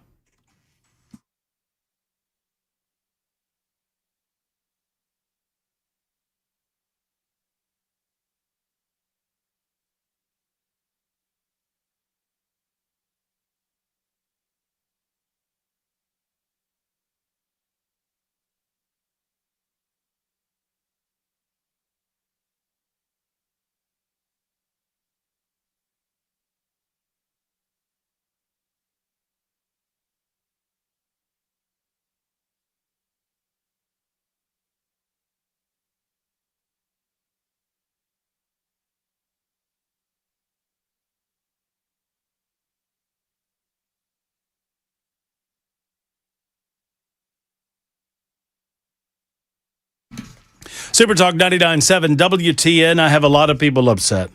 Not nearly as many as Andy Ogles. Did you see what Andy said? Andy said homosexuality has no place in America. I don't even know what that means. He apparently tweeted that. Apparently Andy wasn't getting the attention that he wanted to get or something or another. I don't know. Homosexuality has no place in the United States of America. You know what? I don't. Once again, I don't know what that means. Does that mean that Andy wants to ban it? And how would that look? Look, I'm not for. I want people to stop sexualizing children, no matter their sexuality. I want parents to have greater authority as to how their children are raised and how their children are educated. All of those things are fair and true. I just need to know, from Ogles, what do you mean? You mean, what? I mean, do you want a government big enough? So you claim to be a conservative, but you want a government so big that we're going to put people in jail because they want to live with a person of the same sex? I don't want a government that big. I want a government that leaves me the hell alone. I belong to the leave me the hell alone party. Thank you. Don is next. Hello, Don. How are you? Hey, Matty. Love the show. Thank you, brother. Yeah, I'm all with you about deleting the internet, but even more so, the smartphone is a horrible thing, in my opinion. I'm addicted to it. I work in it. an eatery in Franklin, and I see families come in there. They sit down. Mom and Dad are on their phones. The 3-year-old's on the little iPad thing, watching cartoons. It's, everywhere you go, everywhere you look, people walking down the sidewalks. I'm no innocent person myself. I'm a little better than I used to be, but I just think it's a horrible thing.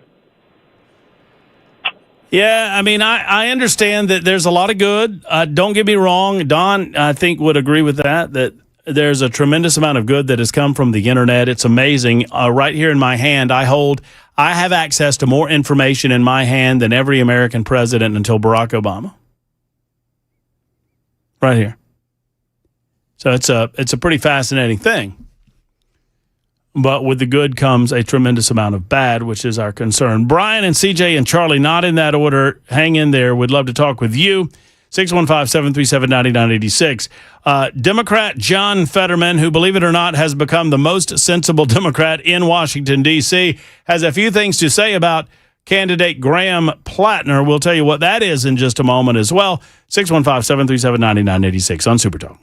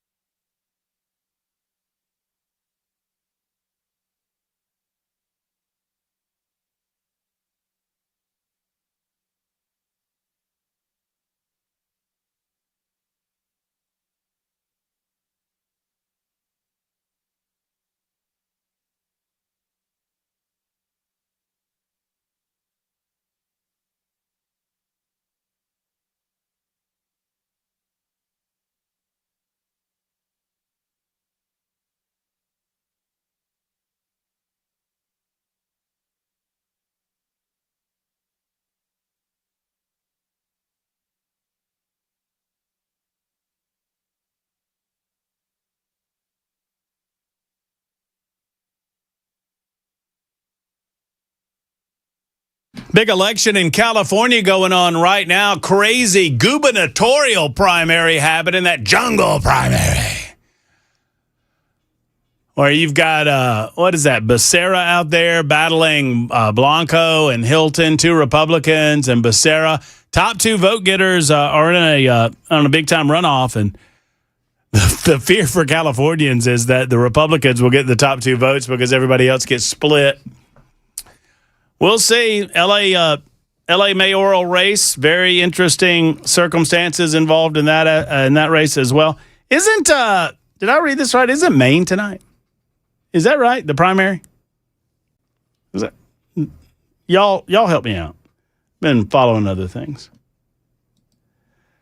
If someone wants to be oh no, I can't. Come on, Sally.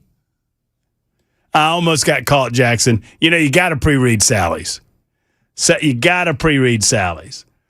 Now, Sally does say the problem I see with data centers and the internet in general is it's making people more stupid. Nobody wants to think out a problem on their own. They just go right to the internet for the answers. It certainly has destroyed bar bets as well. And then Sally continues, if someone wants to be a gay, knock yourself out. Just leave me out of it and don't teach it to my children. Amen. 3449 says, this is why I've never voted for Andy Ogles, despite having known him since before he was a politician and sharing a lot of common ideas back in the day. I share a lot with Andy. I think Andy, I agree with him on a lot of issues. Andy just, he decides to become a troll instead of a representative. And saying crap like that really doesn't benefit America or Tennessee. It just doesn't. I do not believe in a government that is powerful enough that they could ban homosexuality, and that was the insinuation in the tweet. And it's sad that that's where he thinks our focus should be right now. It shouldn't be. Now, I don't have a problem. I'm all about Nuclear Family Month. I don't give a crap about Pride Month, and all of those things are not. I mean, they don't have to be mutually exclusive concepts. I share all of those concepts. Don't give a crap about Pride Month. Appreciate the nuclear family, appreciate Nuclear Family Month, and believe that we should promote the idea of a mom and a dad and with children. That's the best system for raising children. No question about it. Empirical data demonstrates it. You don't have to believe me. Just look around you. But at the same time, you know, what's your homosexuality has no place in America. So what? You want to ban it? And then he deletes the tweet, which, I mean, is a little cowardly. If you're going to put it up, leave it up. CJ is next. Hello, CJ. Hey, what's going on, Matt? What's up, enjoying the show? Thank you, bro. So, I've been selling server storage networking gear for the last, 15 years, and then software along with it. And data centers aren't going anywhere, no matter how much we like or hate them. We don't really have any say. They're here. They're going to spread across the whole United States. They're going to be powered by, probably the majority of them will be powered by little nuclear power plants. Uranium is going to be going through the roof as far as anybody trying to, mine or buy uranium. It's going to be the new black gold. And, whether we like it or not, it's everywhere. Like y'all said, your cell phone, your stove, your thermostat, everything is controlled pretty much by the internet. And if yours isn't yet, it will be. Maybe it'll be a few years, but everything is controlled by the internet. And I don't know if anything nefarious is going on along in these data centers, but wouldn't put it past them. I mean, the government don't tell us much. They don't tell us enough. No, I mean, obviously it's the way that we are going. My entire point, and thank you for CJ, thank you for your call. The purpose for bringing it up, and I said at the beginning, I'm playing a bit of devil's advocate because I understand the concerns about electrical use. I understand the concerns about water consumption, and I share them. And we should redefine what data centers are allowed to do with regard to ratepayers. My rate should not go up because usage goes up to the extreme because of a data center. They should be independent of my usage. And if they're going to suck up all of this energy and suck up all of this water usage, they have to figure out how. They're going to manage that without impacting me or my life or the environment. Absent that, I think it's an important conversation to have about where we are as a society and how we can change it, how we do have the power. We like to complain. Well, I mean, I'm not talking about y'all. I appreciate every single one of you. Y'all are the smartest listening audience on planet Earth, the smartest viewing audience on planet Earth. I appreciate that about you. We have created a boogeyman that we want to complain about, but we control how much power that boogeyman has ultimately. It's the same premise behind my pushback against China, right? Everyone wants to complain about China. And I get it. I understand the danger in China. I understand the danger in entertaining the Chinese through an economic or a business relationship. But if you want to talk to me about the dangers that you see with the Chinese trade imbalance, go into your house and start turning things over and see how much stuff you have from there. You got to start that at home. Data center, same deal. Charlie is next. Hello, Charlie. Glad you called us. Hey, I got a couple things for you. Yes, sir. I'm from Idaho. Just passing through. Just listen to your show. Great show. Thank you. Up in Idaho, we have Idaho National Laboratories. They just released the findings on some new nuclear power plants, and they just opened up a new factory in Idaho Falls, Idaho, that's going to be producing miniature nuclear reactors that are going to be able to place all over the country. So your fear of electrical, we're hoping that stuff will be shipped out across the country here, probably beginning of next year, we're hoping. Fingers crossed. We make a lot of money in Idaho from it. Help you guys out with electrical. Number two is data centers. Everybody, the water and all that stuff's kind of scary, but at the end of the day, I think the real fear is just like you're saying, that's stuff they're collecting on us. We all like our privacy. We don't like big tech companies owning us or having control of us.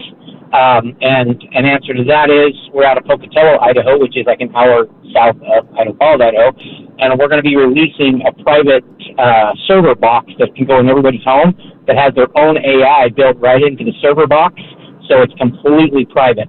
So all of your information can run out of the box. We've got concepts with a couple of the contractors to put it in the houses. And so I think that's going to take away a lot of the customer base that these server centers need to make the money that they're making. Yeah, I mean, justification is a big key to all of this, and recognizing our own, I don't want to say culpability, but our own responsibility to manage within our own lives what we can manage, I think is key to this too. And I think there's a general feeling of we can complain about it and we can push back about it. And I understand that. And I understand we have citizens all across the state of Tennessee that are gathering together and begging their local city councils to ban data centers. They're demanding that their local county commissions ban the ability for data centers to come into their communities. And they're recording it on their cell phones, these meetings, and they're posting them on social media platforms. We showed you earlier that they're literally creating with AI imagery, and they're posting anti-data center imagery that's obviously AI on Facebook, all of which are data center-based platforms. So I'm confused how that isn't, I mean, it's at least ironic and at worst hypocritical. Brian has the final word on data centers on this edition of the Matt Murphy Show. Hello, Brian. All right, there's two things. One, I got a friend that moved close to Antioch/Brentwood, and they got these big transformer-looking things, they're towers. Kid you not, I was doing a PM on his unit, and it's 60 volts. And I said, you better call NES. And I had to come and put more grounding rods. I mean, I had 60 volts coming out of the gutter. And then not only that, now I got another thing to say. I've been here a long time, since 92. Also, are you aware that HCA opened up a data center in Antioch? And nobody fussed or anything? HCA? Yep. What is that? It's a healthcare. Oh, okay. Yeah, they opened a major data center. Kid you not, right in. We've got. I think I heard in Ken Weaver's news reporting that Davidson County has. I think it's in the double digits. These things exist. They've been around for a hot minute. They're just exponentially growing in their numbers because our demand for the processing ability and AI abilities are growing. So, they've been around for a long time. Oh, I'm just shocked about the voltage. And that thing is like... help me understand. So, you said you put a PM, is that a power meter? No. PM was preventive maintenance on his equipment at his house. And I was getting lit. Literally, kind of a shock, like a capacitor, kind of, sort of. And I'm like, where is this coming from? All the grounds are tight. And all of a sudden I said, can't be. And I took the gutter to the ground, and I was getting 60 volts. And it's bleeding over from the big towers. So why ain't anybody mentioning all that? Yeah. There's cause cancer and do all that. Well, I get it. Absolutely. We should be concerned about it. There's no question. You have a great weekend. Brian, you have a great weekend too. Brian must be off tomorrow. Maybe Brian's not. It's Tuesday. That was weird, wasn't it? Was that weird? Or was it just me? Is it weird to wish somebody a happy weekend on a Tuesday? Always looking ahead. I bet he was thinking about just have a nice evening. I bet that's what it was. Matt, take it from a 30-year truck driver. Before GPS, I ran everywhere with a map, no cell phone. Haven't been completely reliant on GPS, but it does, in a way, dumb you down. Instead of looking at road signs and landmarks, you tend to just let the GPS tell you where to go. Turn contacts in your phone are as much the same. I used to have most numbers in my head. Now, if I lost my phone, I wouldn't be able to call anybody. This Friday, remind me if I forget, Jackson. I should tell you the story of how I have no idea how I did it. I was riding my motorcycle home from a racetrack. Jay was on the track. He was running his track car, his Corvette. My buddy Jay St. Clair, and I left my phone in the passenger seat of his car. I don't know. I forget why I had set it there, but I left it there. And I stopped at a gas station, and I found I couldn't find a payphone, so I asked to use the people's phone in the gas station. And they did. They let me. And I sat there trying to remember Jay's telephone number. I did. I have no idea how I remembered it. I only know of a select few numbers. If you put a gun to my head, there are 4 numbers I could possibly. The first number I ever memorized, I can still tell you that one, 706-595-6311. That was my grandparents' telephone number. But other than that, barely remember my own. It's 10 until 7 on Super Talk 99.7 WTN.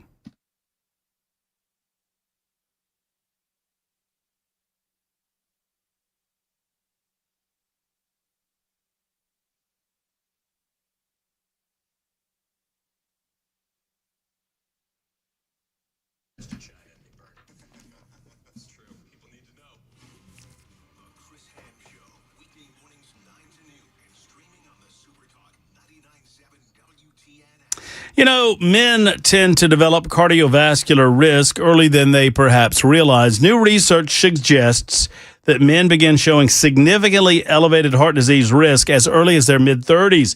Prevention should not start, well into your 50s or after retirement age. Building healthy habits include exercise, strength training, stress management, routine health evaluations that can dramatically improve long-term quality of life, which is why I'm so thankful to have Kraft Body Scan in our community.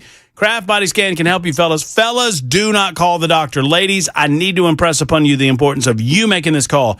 It's up to you, ladies. And I don't mean to put that on you. But your fella's not going to do this. You need to do this. It's a couples heart and lung scan. Let's get our minds at ease when it comes to our health right now for $99. So inexpensive. You can have a couples heart and lung scan at Kraft Body Scan. It is so convenient. They're located right in Nashville, Tennessee.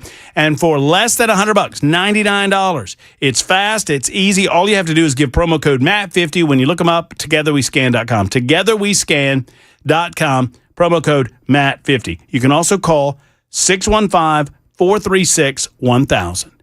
615-436-1000 for our friends at Kraft Body Scan. Tell them that I sent you. Don't hope everything's okay. Know that everything's okay with your heart, with your lungs, and every other aspect of your body with Kraft Body Scan.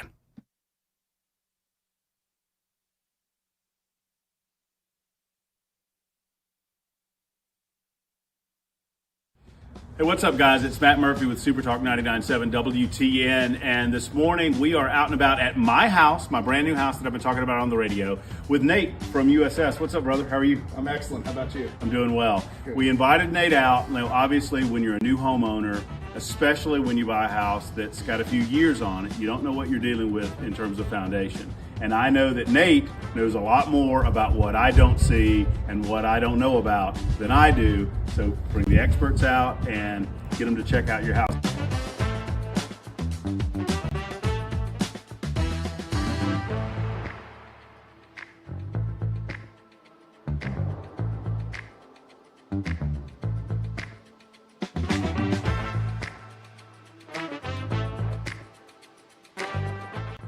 Hey guys, Matt Murphy again with Nate with USS, and Nate has just wrapped up kind of a look at the house. And Nate, what'd you find? Well, your house is in pretty good shape for the age of it. I had to look pretty hard to find. Okay. Your house being on a slope like it is here, I think we could do a lot of good by trying to terminate your downspouts a little Okay. further from the house there. Okay. Roof water is the killer of foundations, and so if we can just get it to a positive grade to drain away from your house, I think that's real cheap insurance. You want to kind of get it out and downhill. That's right. Yeah. That's So the idea. make sure that it doesn't come right back down towards the foundation walls, causing issues, settlement, or leakage. Now, if folks are watching this video and they are like, we need to get Nate out to the house to do a look. I mean, it took, I watched you do it. It's, what, 30, 45 minutes, something like that. Yeah. To do a comprehensive kind of an examination around the house. And they just give you a call and schedule? Yeah, absolutely. You can call our main phone number, or you can call reach USSTN.com and Sure. schedule right through the website there. Our girls in the call center will get back to you just about immediately, as long as it's during business hours. So this just makes a lot of sense, folks, for you guys to do an examination of your house like we've done, to check it out. I'm going to get those gutters done with Nate and his team at USS, and then we'll do a video and let you know how those look at the end of all of this. So thank you, guys. Hey, that'd be great. We appreciate you, brother. Matt, All we right. appreciate you.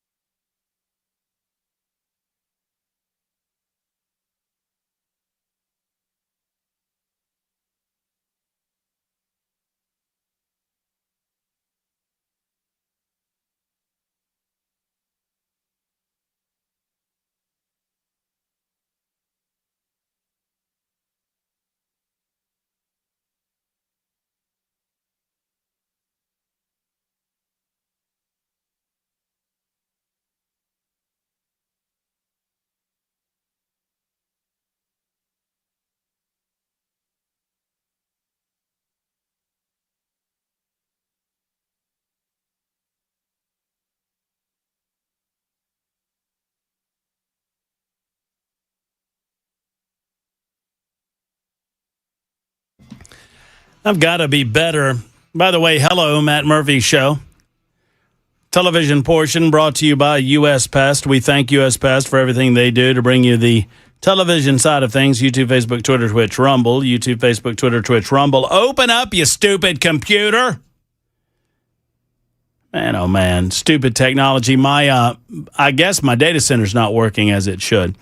Jackson, if I asked you this simple question, I want an answer. I'm going to ask, and I want an answer. Is it legal to drive an automobile in the state of Tennessee with your dog in your lap? Yes. How'd you know? How'd you know the answer to that? Because we're a freedom state. It is. Pets make great cuddle buddies on the road. Having them in the car can pose risks, hyperactive dogs and whatnot, cats and whatnot. Is it legal to drive with your pet in your lap, however? The answer is yes. Pets can ride in their owners' laps in Tennessee. No specific state law requiring animals to be restrained inside of vehicles, according to Ponce law. I know Michael Ponce.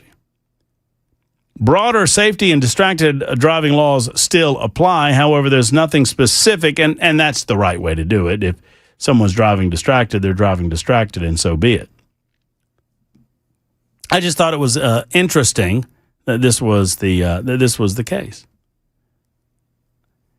Donald Trump is set to attend he has accepted an invitation to attend a second White House Correspondents Association dinner in Washington after the assassination attempt against him interrupted the first one. The White House Correspondents President and CBS News senior White House correspondent announced earlier today that the association decided to hold a rescheduled dinner July 24th.